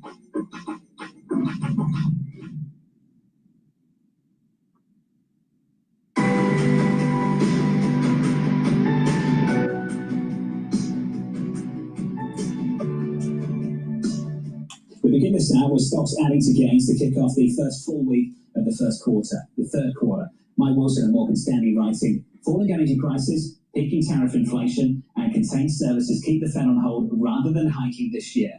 Lower real rates should support equities and further fuel the broadening trade. I'm pleased to say that Mike joins us around the table for the next hour. He joins us for more. Mike, good morning. Good to see you. Good morning. Let's just start with the stability we're seeing in the rates market and how important that is to set the stage for what you're anticipating in the next few months. Yeah, I mean, I think you were saying it earlier. I was listening to the show. I mean, there's somebody expecting a hike, there's someone expecting a cut, and we're on hold.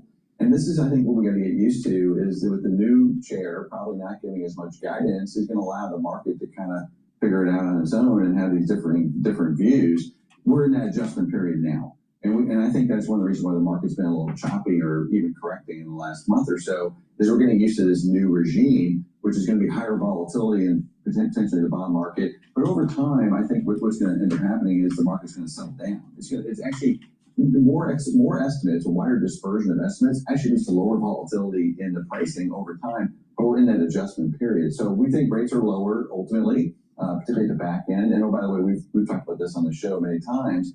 New Treasury Secretary, new Fed chair, this kind of new Fed Treasury accord to really anchor the back end. That's what they're focused on. We got to get the back end down, or at least anchored, because you have so much debt that you have to basically finance. Do you think in the meantime we're confusing a reduction in guidance with an increase in hawkishness? Yes. In the meantime? Yeah, I think that's right. And the market's pricing that now. So that's the good news, is that we've already had that adjustment. And that adjustment started 4 months ago, right? This is why precious metals have traded really poorly. You know, the day that Warsh was announced as a nominee, the gold market peaked. And that was a sign the dollar has been stronger. So once again, the market has really gotten ahead of this. So rates have reset. We've come down from around 4.2% to 4.1. There's a belief this morning, at least, we've removed the urgency to hike as soon as July. So we can put that story to bed. Crude's decline, massive reset in crude from triple digits down to the 60s on WTIs. Does that open the door within the equity market? And let's talk about the stock market exclusively. Does that open the door to the broadening trade again? Yeah, that's our call, basically, is that was happening at the beginning of the year. Then we had Venezuela and then Iran. By the way, the market priced Iran before the invasion even happened, or the attacks happened, because once again, it was pretty well signaled. And so that's when the broadening trade stopped. The broadening trade literally stopped the day that the attacks happened. And we had the big spike in oil, and then the pricing of the Fed to hike rates. Since, or I say mid-May, which is when we reiterated the broadening call, we had a different view than most. We thought oil prices would come down. And that has allowed now Fed pricing to sort of stabilize, and that has allowed the broadening trade to reignite. Small caps have performed nicely, just had a massive quarter, up by more than 20% on the Russell. We've seen the broadening trade speak to the performance we've seen in the equal weight on the S&P 500 as well. Let's talk about the Mag 7, which increasingly was called the Lag 7. You've got a note out this morning talking about maybe the money going back into the hyperscalers. Just walk us through how you're thinking about what's happened in tech and that divergence between the big spending companies and the beneficiaries of all that spending, and the divergence that's really widened in the last few months. Yeah, I mean, there's a symbiotic relationship between the spenders and the beneficiaries, and typically they trade sort of in lockstep. And a couple things we've been writing about for the last several months. Number one, CapEx to sales. That particular factor has been straight up since the Big Beautiful Bill was passed, right? That basically the government's incenting businesses to spend money today rather than later. And so that CapEx to sales factor has been driving a lot of stocks higher. That looks like it's peaking now. And by the way, the hyperscaler stocks started to trade poorly about a month and a half ago and into this idea. But that's not sustainable. You can't have the spender stocks trading poorly and the beneficiary stocks continuing to go straight up. And now what we saw last week, Meta announced that perhaps they're going to sell some excess capacity, maybe turn into a provider of capacity. That is just a reason for these things to take a break. Also, peak rate of change on revision breadth, right? The memory stocks, revisions have been spectacular, but they can only go so high. So all of that's kind of happening at the same time. And I expect the hyperscalers now to stabilize. That's what's going on the last couple of weeks. And the semiconductor stocks are going to correct. That's a good development. It doesn't mean the CapEx cycle is over, but that ebbing and flowing between the two is a natural kind of governing factor, because you can't have this divergence continue. It's unstable. Your words take a brain. That's interesting. Some people have called it a narrative shift for the overall trade, and maybe a shift in spending too. Why is it one and not the other? Well, we don't know for sure, but we've had 3 of these already, John. So since ChatGPT was announced in November of 22, we've had 3 of these sort of mini cycles within the broader structural CapEx cycle, which is that the market starts to question, the return on capital isn't good enough to support this kind of CapEx. What happens then? The stocks trade poorly, and then the CEOs of those companies come out and say, well, maybe we won't spend as aggressively, and then it ebbs the other way. And so that's the story. That's the dance back and forth. Now, there is going to be a period, there's going to be a time, we don't know when it's going to happen yet, where the CapEx cycle will exhaust itself, and we will have, we've talked about this, that there is going to be malinvestment here. We don't think that spending cycle is over, because they just started raising the capital in the credit market. So they're going to spend the capital, okay? So, but we can have these mini cycles in the structural bull market of CapEx. I think, as you know, though, forget the spending that's not yet happened. It's the intentions that matter, and a deceleration in CapEx intentions from here. How do you think this market's going to internalize the prospect of that in the coming months? Well, it's doing it right now. So we talk about it as a peak rate of change, or trough rate of change, second derivative growth. And that's exactly what's going on. There's 2 things we're focused on. Earnings revision breadth for the semiconductor stocks themselves are like 75%. That's about as high as it goes. We've documented that. So that's going to roll over. That doesn't mean it goes negative, but the deceleration on that can cause those stocks to correct. And then, of course, the hyperscalers will benefit if the market perceives these companies as being somewhat CapEx disciplined, that they're not going to to willy-nilly spending in a way where free cash flow, goes to zero or negative. And by the way, free cash flow expectations for some of those companies are going towards zero. That's why they've underperformed. So it's this dance, like I said, back and forth. And now in the last week and a half, some of the hyperscaler stocks have started to trade better. That's a good sign that we're going to have this little correction. This could last, 4, 6, 8 weeks, something like that. And then we'll probably have the next upcycle for the Senate. These are the names that were in bear markets. I'm talking about Meta and Microsoft. Meta had a better week last week. Chips, you keep using this word correct. When I hear that, I'm just thinking, what do you mean by that? How much is the downside? How big is the downside for some of these chip names? Well, these are high beta stocks. I mean, they can track 30, 40% in a bull market. No, by the way, just look at the 200-day moving average. That's probably a really good gauge. These stocks are so extended relative to those moving averages. That's how you got to think about it. Those moving averages exist for a reason, right? They always return to the moving averages.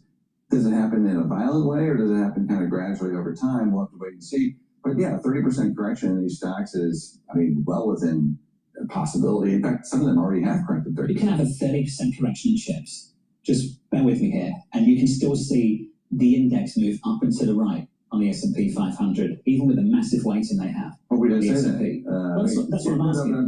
That's part of our call too, is that we think this rotation is happening in a down tape.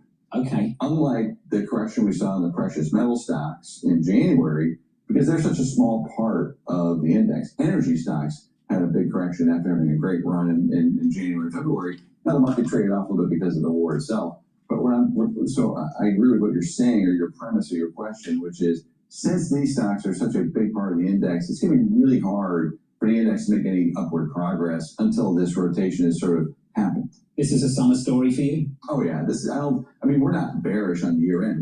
We're still 8,000 plus for year end, and we've had that call for quite a while based on the earnings story. So that earnings story is very much intact. In fact, the fact that we're rotating now to some of these other areas almost confirms the thesis we've had all year, which is this is not just a tech story.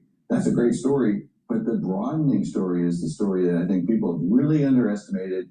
The rolling recession from a year ago, this operating leverage story, which I think is still very underappreciated. Do you think the banks can start working now too? Well, they have been. The money center banks and the capital markets banks really have been. Your stock, absolutely. Goldman stocks, fantastic. I'm talking about the others. The regionals. And so they've started to perform. And that's been an area we've been highlighting. Now, the yield curve is flattening still, or is having trouble kind of re-steepening. So I think that group could pause a bit. We took that off of our list of favorites for the broadening trade this week. But ultimately, between now and year end, we do think the banks are going to do quite well, because this is the strategy of the Treasury and the Fed, is they want more lending going through the traditional lending sector. So while the yield curve is flattening, loan growth is accelerating, and that's feeding this whole broadening out story of the economy, right? This is a strategy of the administration. They want a privately driven, organic economic expansion, and that's what we're getting. Notwithstanding that maybe the labor market isn't as robust as some people were hoping, but that's also then feeding the earnings story, right? Because you're seeing revenue growth without a crazy need to hire a bunch of people, and that's the operating leverage story 101. We'll talk about that cost discipline through the hour. Mike Wilson and Morgan Stanley is going to be sticking with us. Equity futures in this session highs up by about 0.4% this morning on the S&P, with an update on stories worldwide. All right, so just beware of the semiconductor correction that may happen. Please go to my store, the-studio-reykjavik.com, and get the great products that I offer and help support the work that I do. All these videos for free. Be a paid member to my Patreon channel, Substack channel, and you can donate on my website, the-studio-reykjavik.com. You can donate through Stripe, PayPal, or buy me a coffee. All the links are in the description of this video and all my videos. Thank you for listening. That's the end of my broadcast, and have a nice day.